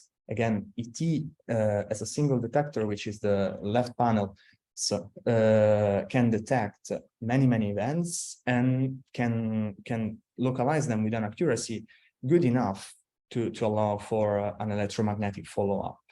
And obviously, if considering the network with Cosmic Explorer for triangulation and luminosity distance estimates, this gets much better. But also with binary neutron stars, we could get a very interesting accuracy in the reconstruction of the tidal parameters, that is how the star deforms, which can give relevant information for nuclear physics studies, understanding the internal structure of these kind of objects. And this is also something we are exploring nowadays in Geneva. And for neutron star black hole mergers, again, the results are sort of intermediate between the two. I'll not spend much time on that, since also the rates and the distribution is rather uncertain. This is just an example, just to say that, again, the capabilities are outstanding for this, for ET and Cosmic Explorer. But also another relevant fact of having codes such as GWFast to perform this complex estimation in a quickly is that you can compare detector configurations, as I said before, and this is something, for example, that's been extremely relevant for a recent study where we analyzed different designs for the Einstein telescope, and this can allow truly to push farther the already outstanding potential of third generation instruments. In this case, for the Einstein telescope, it was a standard triangular design against two L-shaped detectors within Europe with different alignment angles among them. And also it allows to study different science cases and which instruments are fundamental for them. In this case, it's another recent paper that we had on primordial black holes, in this case, where we use a population of primordial black hole binaries that saturates the upper bounds provided by the current GWTC3 data. So it's a very optimistic population, but just to have a hint and a benchmark to compare different configurations and understand which instruments are fundamental.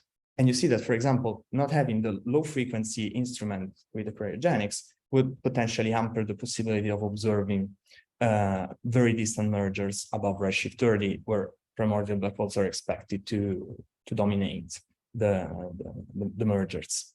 If you want more details, here I put some links to the paper. I can probably share the slides upon request. So I should be on time. I leave you here with my conclusions, and thank you for the attention.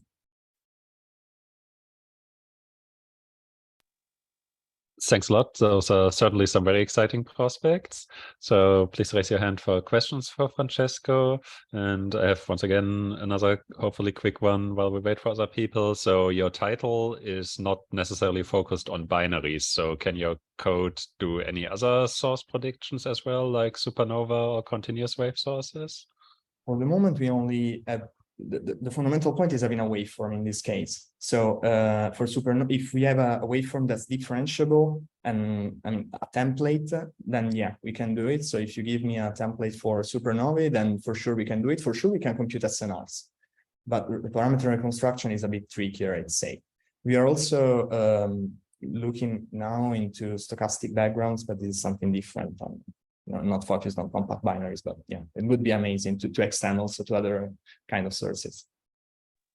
So for supernova, I guess this will be very tricky because there's a limited amount of simulations and they are very complicated. But I think for continuous waves, if you assume these standard signal models, this should be very easy to implement. So that could be very interesting to do. Okay, thank you. I see one hand up from Christopher. Please go ahead. I was wondering about extending this to other detectors, so space-based detectors like LISA? Yeah, we are thinking about it both for LISA, and also there was a talk by Juliana yesterday that there's GWFish that already has this possibility to use also both LISA and the lunar gravitational wave antenna, which should cover the Desirs band. We are also working in this direction. For the moment, we only use coded up ground-based detectors, but yeah, it's in the plan to also extend. With LISA, it's a bit trickier because in case you to code up in this differentiable way, the modulations, especially if you have spin precession, is pretty tricky. Okay, I see Christopher is simply giving a thumbs up gesture, so good answer. Anyone else with questions on this topic?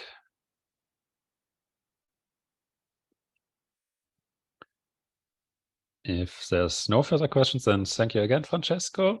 And then we're a bit ahead of schedule and have a slightly extended break until 20 past the hour in most time zones. So 13 minutes from now. The next talk after that is by Tel Peter Lott. I think you weren't online earlier for the screen test. So while everyone walks away to get a coffee or tea, maybe if you're...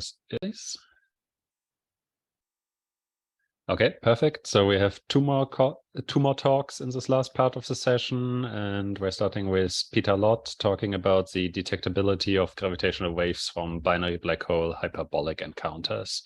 You'll have, as before, 15 minutes, and I'll give you a 5-minute warning towards the end. Thank you. We go to large screen. Okay. Hello, everyone. My name is Peter Lott. I'm a graduate student in my 5th year at Georgia Tech, under my research advisor, Laura Cadenati, and we have been researching the prospect of detecting gravitational waves from binary black hole hyperbolic encounters. This work is in collaboration with 2 undergraduates, one Jay Graves at Morehouse College and Helene Ahmedi, also at Georgia Tech. So I'm a member of the LIGO collaboration, which has, as has been noted in the previous talks, several tens of gravitational wave compact binary coalescence mergers signals in the catalog. One interesting thing about these signals is the fact that each component of the signal represents a different component of the life cycle of the binary merger. So for example, at the first part of the signal, we have the in-spiral phase, which is monochromatic, mostly signal. And then we have a peak in the radiation at the merger, and then the subsequent ring down, which is where the black hole, the resultant black hole, is kind of morphing itself into a steady state. So binary mergers are not the only kind of black hole configuration which can emit gravitational radiation, which is potentially observable by LIGO. There are also binary black holes in unbounded orbits. So I'm using the term binary a little bit loosely here, but these flyby orbits emit gravitational waves as gravitational bremsstrahlung. So classically, this can be described as a black hole scattering. This was first talked about by P.C. Peters in 1970. And interestingly, the waveform is a single peak, so they're qualitatively different than those associated with mergers, and they're not chirp-like either. So the theory on this has been touched on by people like Kip Thorne and Kovacs in the 70s, and Cho et al., who derived a third post-Newtonian order waveform template in 2018. This is a graphic from Garcia-Belito et al., Garcia-Belito and Naceres, excuse me. And you can see that the equation of motion here, E squared, which is the eccentricity, is described by a small, relatively small number of parameters, namely the impact parameter B, which is a geometric property of the orbit, the relative velocity V naught, G, the Newtonian parameter, and M squared, the mass. I should say that this is a Newtonian approximation to the orbit. Okay, so this is in pretty close analogy with the electromagnetic bremsstrahlung, which many of us are familiar with. So in the electromagnetic theory, there's a radiation process involving the deceleration of the negatively charged flyby particle in the presence of the electromagnetic field of a heavy mass, usually proton, positively charged particle. And this presence of the positively charged particle induces a braking radiation, which is what bremsstrahlung means in German. And we get a release in radiation due to the slowing down of the trajectory of the electron, which is directly proportional to the frequency. And so this analogy works very nicely with gravitational bremsstrahlung, except for the masses of the particles. The black holes are, of course, much more massive, and the radiation is a lot more faint. So why is this interesting? Well, for densely packed stellar clusters, these hyperbolic-like encounters, when I say hyperbolic-like, that can also include parabolic encounters. They're closely related, very similar. They could actually be quite common. So Coxis et al. In 2006 and Mukherjee et al. In 2020 both estimated some detection rates for these kinds of events given kind of back of the envelope Gaussian distributions for globular clusters, black holes and globular clusters. And it's been postulated by Capozziello et al. In 2008 that these the event rate could be as high as 1 per year in some advanced iterations of LIGO. And also Lee et al. Did a simulation study where flyby encounters near AGNs could lead to subsequent dynamical captures, another eccentric form of a black hole configuration. And in the primordial black hole hypothesis, these could be particularly interesting cosmologically. So the existence of galaxies today implies that the early universe had some inhomogeneities. So some regions might have been dense enough to incur gravitational collapse in the early universe without stellar formation. This was postulated by Bernard Carr and formalized into a theory by Stephen Hawking in 1974. And because of the large number of binary mergers detected by LIGO thus far, these have kind of been revitalized as a cold dark matter candidate. I should point out that the black hole population as it stands right now is largely unconstrained, so non-detections of hyperbolic encounters could be informative as well as detections. The reason that primordial black holes come up as eccentric candidates is because, well, stellar mass black holes or astrophysical black holes are usually considered to be circularized due to their formation history, whereas primordial black holes have no such constraint. So I use Bayes-wave, which is a Bayesian inference method to do signal characterization on the LIGO data stream. Bayes-wave is a reversible jump Markov chain Monte Carlo method. It looks at the extrinsic parameters of the signals rather than the intrinsic parameters. So the central time, frequency, amplitude, and phase of the signal and the data itself. And because Bayes-wave models isolated features of the data regardless of any a priori assumed physical model, it can actually be used as a consistency check with GR templates and can potentially lead to new physics. So Bayes-wave, one test that we can do to test the consistency with GR templates is computing an overlap, which is basically a dot product between the max likelihood waveform and the max likelihood waveform of a GR parameter estimation study and the median waveform from Bayes-wave. And so this is what you'll see here. And an overlap of 1 would be considered to be 100% agreement. And there's also something called the residuals test, which I think I'll skip over because I'm running low-ish on time.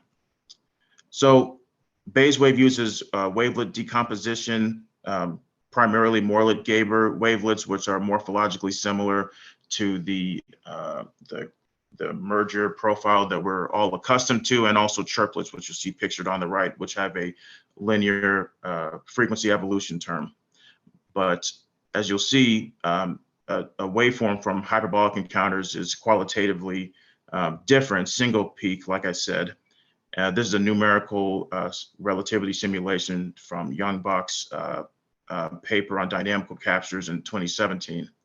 And so for the purpose of detecting or constraining detectability of these types of encounters, I've looked at shapelets, which are mathematically a Laguerre perturbation about a decreasing exponential. You'll see the shapelets in the time domain represented here at the bottom, as well as n equal to 1 through 5 pictured here on the right. These are kind of an analogy with the 1D hydrogen atom. So they have a lot of the same properties as the solutions to the hydrogen atom. They're complete, they're, you know, all the stuff that you remember from quantum mechanics. So these are the family of waveforms that we're going to do injections with.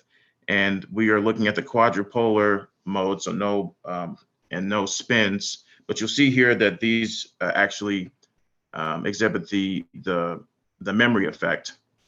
So Q is the mass ratio, L is the initial angular momentum. I'll skip over the memory effect because this is kind of a shorter talk, but please ask me about it if you're interested.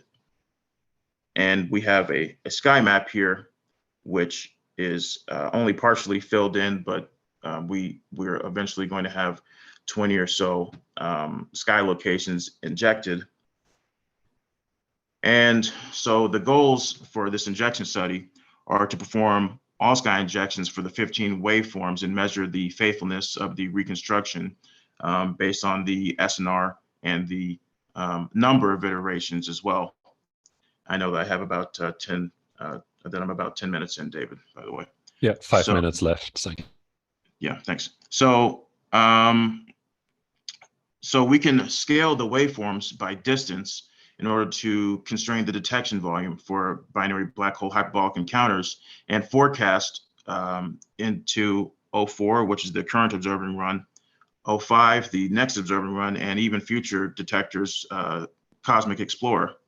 So we can use the expected rate calculations from Coxis et al. 2006 and compute the detection rates via the detection volume for a threshold SNR given, say, 8, and compute detection rate estimates. So you'll see at this table here, it's largely not filled in, but for the wavelet formalisms that we have at our disposal with Bayes wave, we have for the O4 detection rate, that's what new is, by the way, the detection rate, we have a value consistent with Coxis et al. And it will be interesting that for higher iteration and other sky locations to constrain the detection volume this way. So these will be forthcoming in an upcoming paper, hopefully to be published around September. And I have some preliminary results calculating the match. So this is a Bayes wave reconstruction, again, for low iteration, around 10,000, basically to probe the computational cost for reconstructing one of these signals. And the Morley-Gaber, you'll see, has a high degree of faithfulness, relatively speaking, and so too does the chirplet. And the shapelet is for higher SNR a little bit lower, but we can change this by messing with by changing the time frequency proposal, which is optimized for sine Gaussian and Morley-Gaber wavelets, but so far not for shapelets. So that's something that we plan to do in the future. By the way, the green that you see here is the template, and then the purple are the reconstruction. So in the past, I've implemented shapelets into Bayes wave and have run performance testing on white noise bursts, which I didn't get into, but they're very complicated. They're a signal with a complicated frequency structure for diagnostic testing. And currently, we're doing injections of simulated signals from hyperbolic encounters for all sky locations. And we're going to have estimates on constraints of the detection volume for the O4, O5, and Cosmic Explorer idealized noise curves. So that's a paper in prep. And in the future, I'll follow up on O3 data transients and hopefully contribute to the 4th observer run in O4b. And I should note also that there are a couple of papers on the on candidate hyperbolic encounters, particularly Garcia Bolito's group, and I believe the next talk coming up has a study on searches for O3. So this is a very exciting time for these types of encounters, and I am also working on a simulation study, black hole simulation study, with a Dr. Ganji Lee at Georgia Tech and an undergraduate student, Christian Fallhaber, and we will come out with expected rates, updated expected rates for these types of encounters, and that can inform our detection rates from the injection study as well. So thank you very much. I'm looking to graduate in May 2024, and I'm looking for postdocs now. So if you found this work interesting, feel free to email me. Thank you. Thank you, Peter. Very nice talk and perfectly on time. No hands up yet, but please do raise your hands when you have questions for him. First one already by Silvia Gasparotto. Please go ahead. Can you hear me? Yes. Okay, thank you for the nice talk. I just wanted to ask you if you can add something about the memory effect that you mentioned. And also, I wanted to ask you if you did the parameter estimation with the memory, and if you found that it helped, like it make an impact in the parameter estimation, or no, because it's small effect, so you don't see it really. Right. So on BaseWave, we do signal characterization rather than memory, rather than parameter estimation. So we can't look at specifically the intrinsic parameters of the signal. What we can do is measure the SNR of the signal for different time segments within the signal, and that could show up. That could be one way that the memory effect could manifest itself. So for everyone's edification, the hyperbolic encounters actually exhibit something called the linear memory effect, which is a quadrupolar, shows up in the quadrupolar mode, as opposed to the nonlinear Crisodolo memory effect, which is seen in the higher modes in gravitational wave mergers.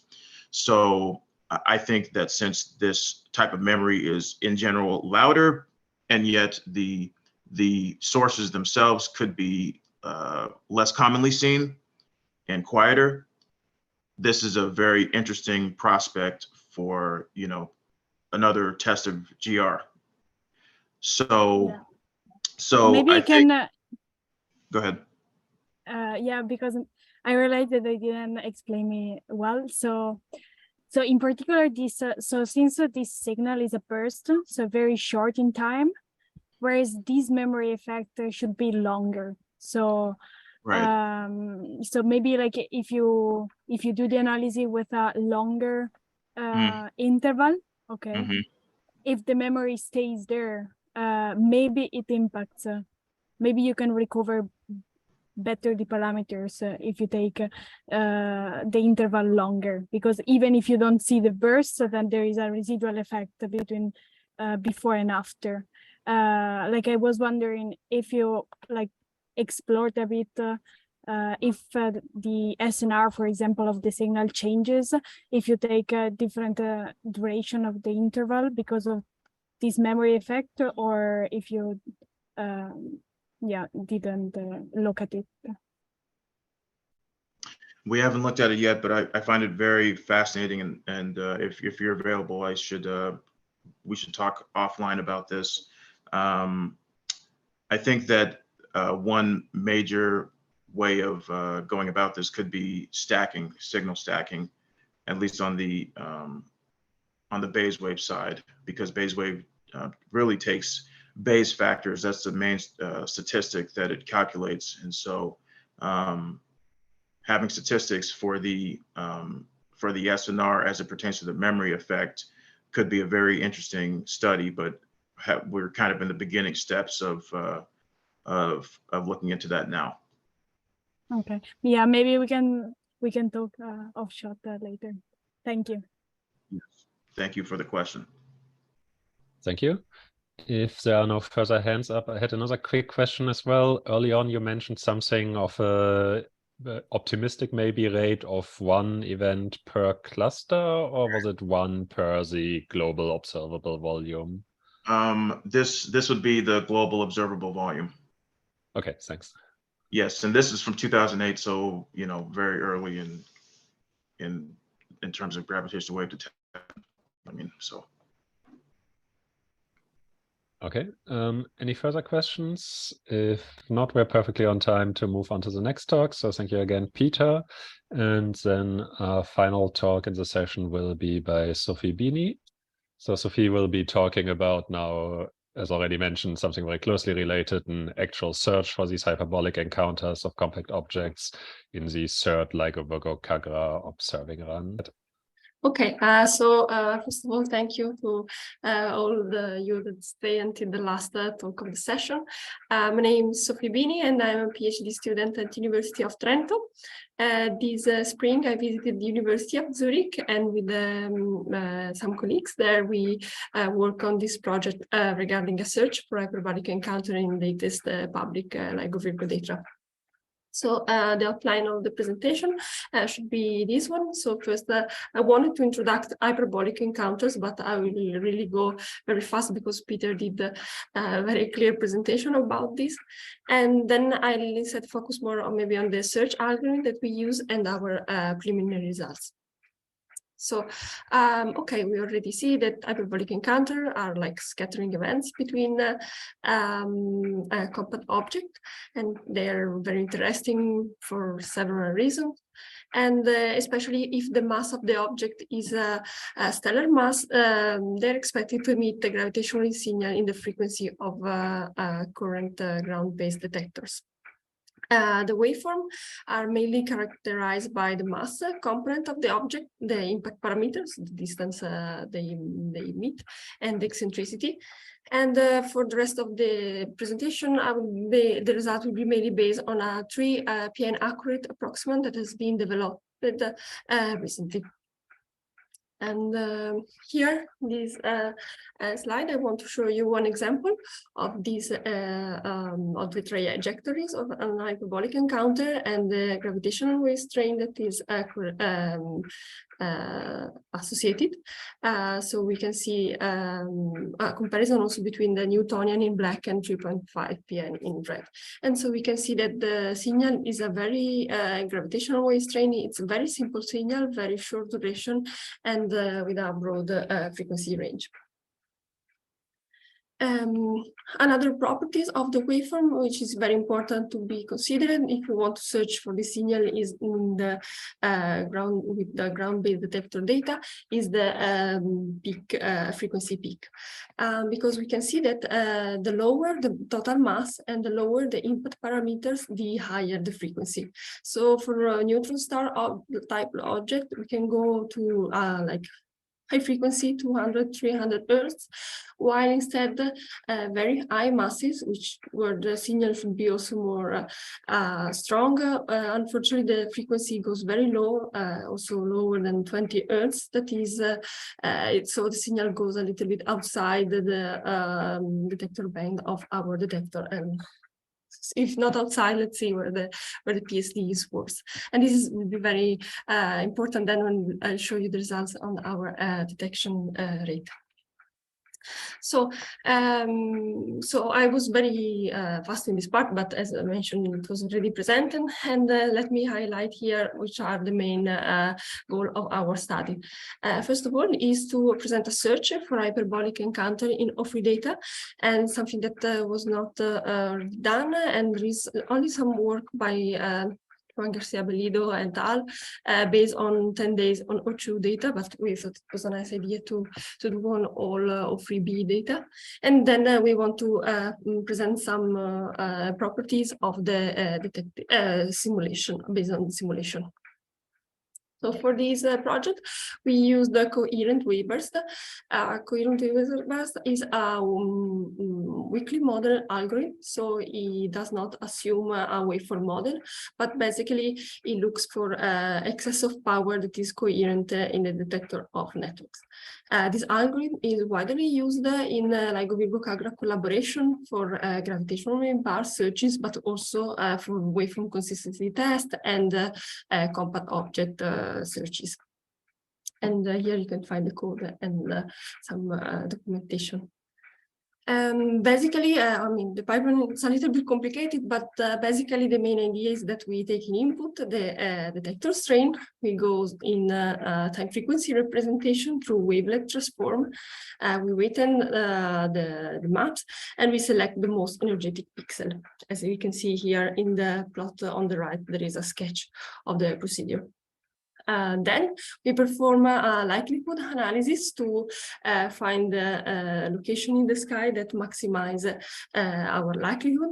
And finally, we perform a signal noise separation based on machine learning algorithm that I'll explain in the next slide. Here, let me show you an example of an hyperbolic encounter simulation as seen in our pipeline. So on the plot on top, on the left, we have the what we call the likelihood or the coherent energy. And instead and this is done for 2 LIGO detectors. And instead on the right, we have what we call the null, that is basically the incoherent energy. And for those who are more in LDK data analysis, we can see that immediately that this energy resembles really a blip, which is a typical class of transient noises, glitches that we have in LIGO-VirgoKAGRA data. And these constitute one of the biggest problems to run this search in the data, because we have a lot of noises that are similar to the waveform we want to look at. And instead, in the plot on the bottom, we can find a comparison between the injected time series and the reconstructed time series, and the same for the spectrum, where we can check that our pipeline is effectively reconstructing the injection. Now, let me introduce 2 more ingredients that we used for our search. The first is a machine learning enhancement to our pipeline that was introduced in the latest year. This algorithm is, so we, once CWB find all the list of trigger, we implement a decision tree learning algorithm. It's called XGBoost to improve the separation between the signal and the noise. This algorithm was firstly introduced by our colleague in Florida and applied to compact binary searches, but then we work with them and we implement in all skies, so in generic gravitational-wave searches. And this is the plot I'm referring to. And now we use also for this hyperbolic encounter search. So in this plot, we can see basically the improvement in sensitivity in terms of HRSC 50%. So is the strain at which 50% of the injection are recovered. So the lower the better, and in this plot we invert, so the higher the bar, the better, for a wide range of waveform. And oops. We can see that thanks to this machine learning enhancement, we improve the performance in all waveforms. And especially for what is more interesting regarding also hyperbolic encounter search is the improvement we have for cosmic string that are very similar to hyperbolic waveform. And we can see that for this type of signal, we have a big improvement. The last ingredient that we used in our search is an autoencoder neural network that we develop to target specific class of glitches, and in particular to target blip glitches that were the one that I was mentioning before. And this autoencoder neural network is trained only on noise sample, and then is able to recognize them and penalize them in our CWB ranking statistic. In the plot here, I show the ranking, this WB ranking versus frequency for background events. So the dots are all noises, and the less the better, of course.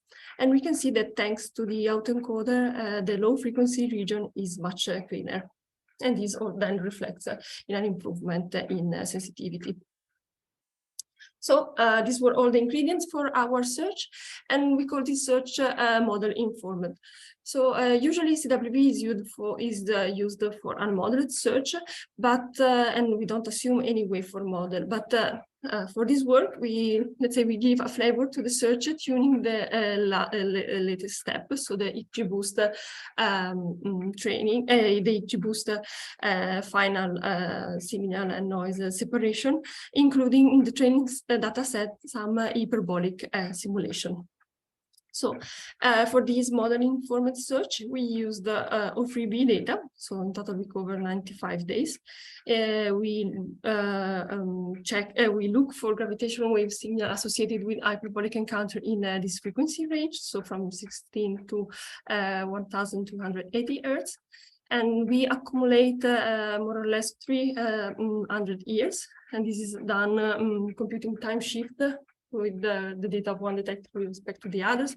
And in this way, we can then assess a significance for all the triggers that we find. And for the XGBoost model, we used some noise that were done, computed with time shift, and some hyperbolic encounter simulation. So in this way, we can say that we are in the middle between a template search that really looks, I mean, it's a template, a match filtered search that really is based on templates, and a completely agnostic model. Here, so we can say that the first stage is completely agnostic, while the last stage is a little bit tuned. So this means that we can improve the performance with respect to agnostic search, while be more generic and allow also for to find waveforms that are slightly different with the respective one that are present in the simulation. And so the result of the search is that we did not find a significant event which can be associated with hyperbolic encounters. But the main goal also of this project was to study the properties of the recovered simulation and present the sensitivity volume for this search. So first of all, sorry, Sophie, I got distracted. You have 4 minutes left. Okay. Sorry. So first of all, we want to check the goodness of the waveform reconstruction so that we are actually able to reconstruct properly an hyperbolic encounter. And this is done computing the fitting factor that was also introduced by Peter. And we can see that for different mass ranges, the fitting factor is very close to 1. And then here we plot instead the properties of the recovered simulation. So each square reports focus on a certain mass range, and we plot the eccentricity versus the impact parameter. And we can say that even if our simulation were uniformly distributed in this parameter space, there are very strong selection effects that allow us to detect with a good false alarm rate only certain events. And in particular, the higher the eccentricity and the higher the impact parameters, the lower the frequency of the signal, and so we can reconstruct fewer and fewer signal. Then we compute the sensitivity volume, and so sensitivity volume here is computed with this equation that takes into account the differential co-moving volume, the astrophysical population, and F, which is the probability that our method actually recovered the injection. And the results are reported in the plot on the right. So for the different mass ranges, we have the sensitivity volume. We can see that the peak is for when the component masses are between 20 and 40 solar mass, while when the objects are lighter, the energy in gravitational wave is lower, so our sensitivity volume is worse.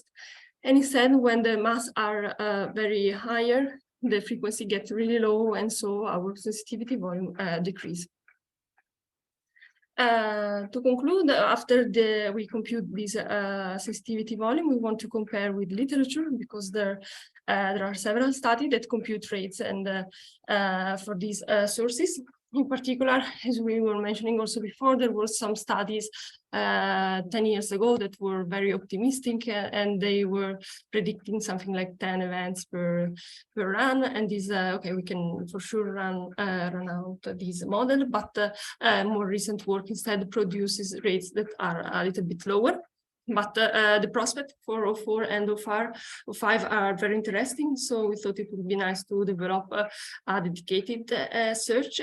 And also we wanted to compute the prospect for the next observing run based on the expected PSD. And so to conclude, hyperbolic encounters are very interesting and can provide useful information about compact object population. In this project, we develop a model-informed search based on coherent waveburst, but we did not find any significant event. But anyway, we study the properties of the injection and we compute a sensitive volume. And thank you very much for your attention.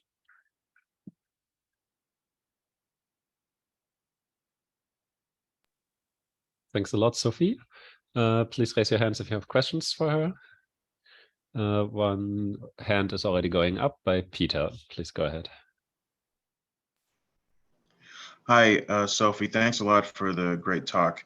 Really, really interesting stuff. I wanted to ask how you are, from someone who's not that familiar with coherent wave burst, how are you accounting for the noise, the non-Gaussianities in the noise of the data? For example, the blip glitches, I know are fairly morphologically similar to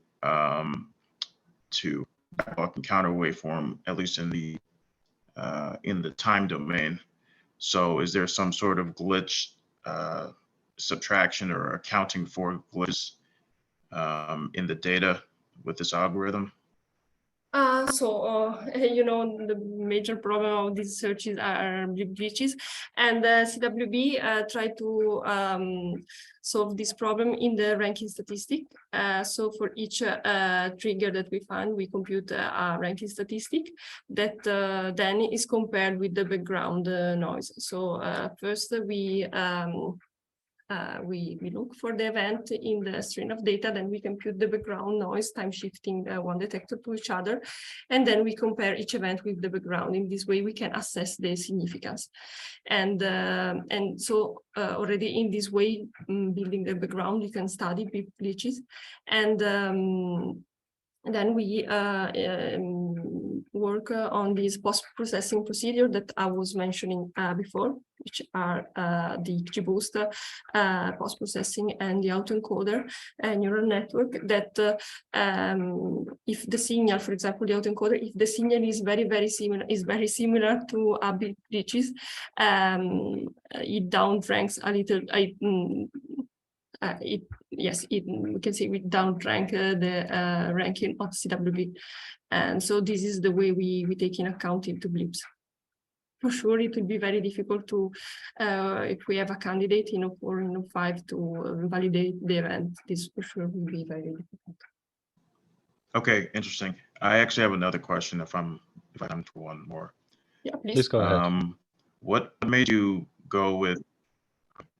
What made you use the waveforms as opposed to other? Sorry, can you repeat? Other approximations. What? Why did you use at all in waveforms for the search as opposed to TOB resums or some other analytic approach? Okay. So I don't know which waveform you are using, but I would say that these waveforms are very accurate, and they were the one that were also developed in the University of Zurich, which I visited, and so this is also why I use them. And we can say that even if the waveform then is not accurate as for example, numerical relativity waveform. Our method is not a match filter, so we are not so dependent on the waveform accuracy. Okay, very cool. Thank you. Okay, thank you. Any further questions for this last talk of the session? I had one quick one on this slide that you just scrolled past with the search setup. You mentioned you used something like 90 days of data, right? Were those like the most sensitive part of the run, or how did you choose those? It's all O3B data, so from November to, if I don't report anything wrong, from November to the end of the run, O3 run. Oh yes, of course, you're right. COVID happened and the run was shorter than it was supposed to be. I had forgotten about that as I was thinking it should be half a year. No, you're right, of course. Okay, so I see no further hands up. So thanks again, Sophie, and thanks to all the speakers in the session for keeping perfectly on time and for very interesting topics. And have a good evening, everyone, or a good productive rest of the day, depending on your time zone. Bye. Thank you, bye.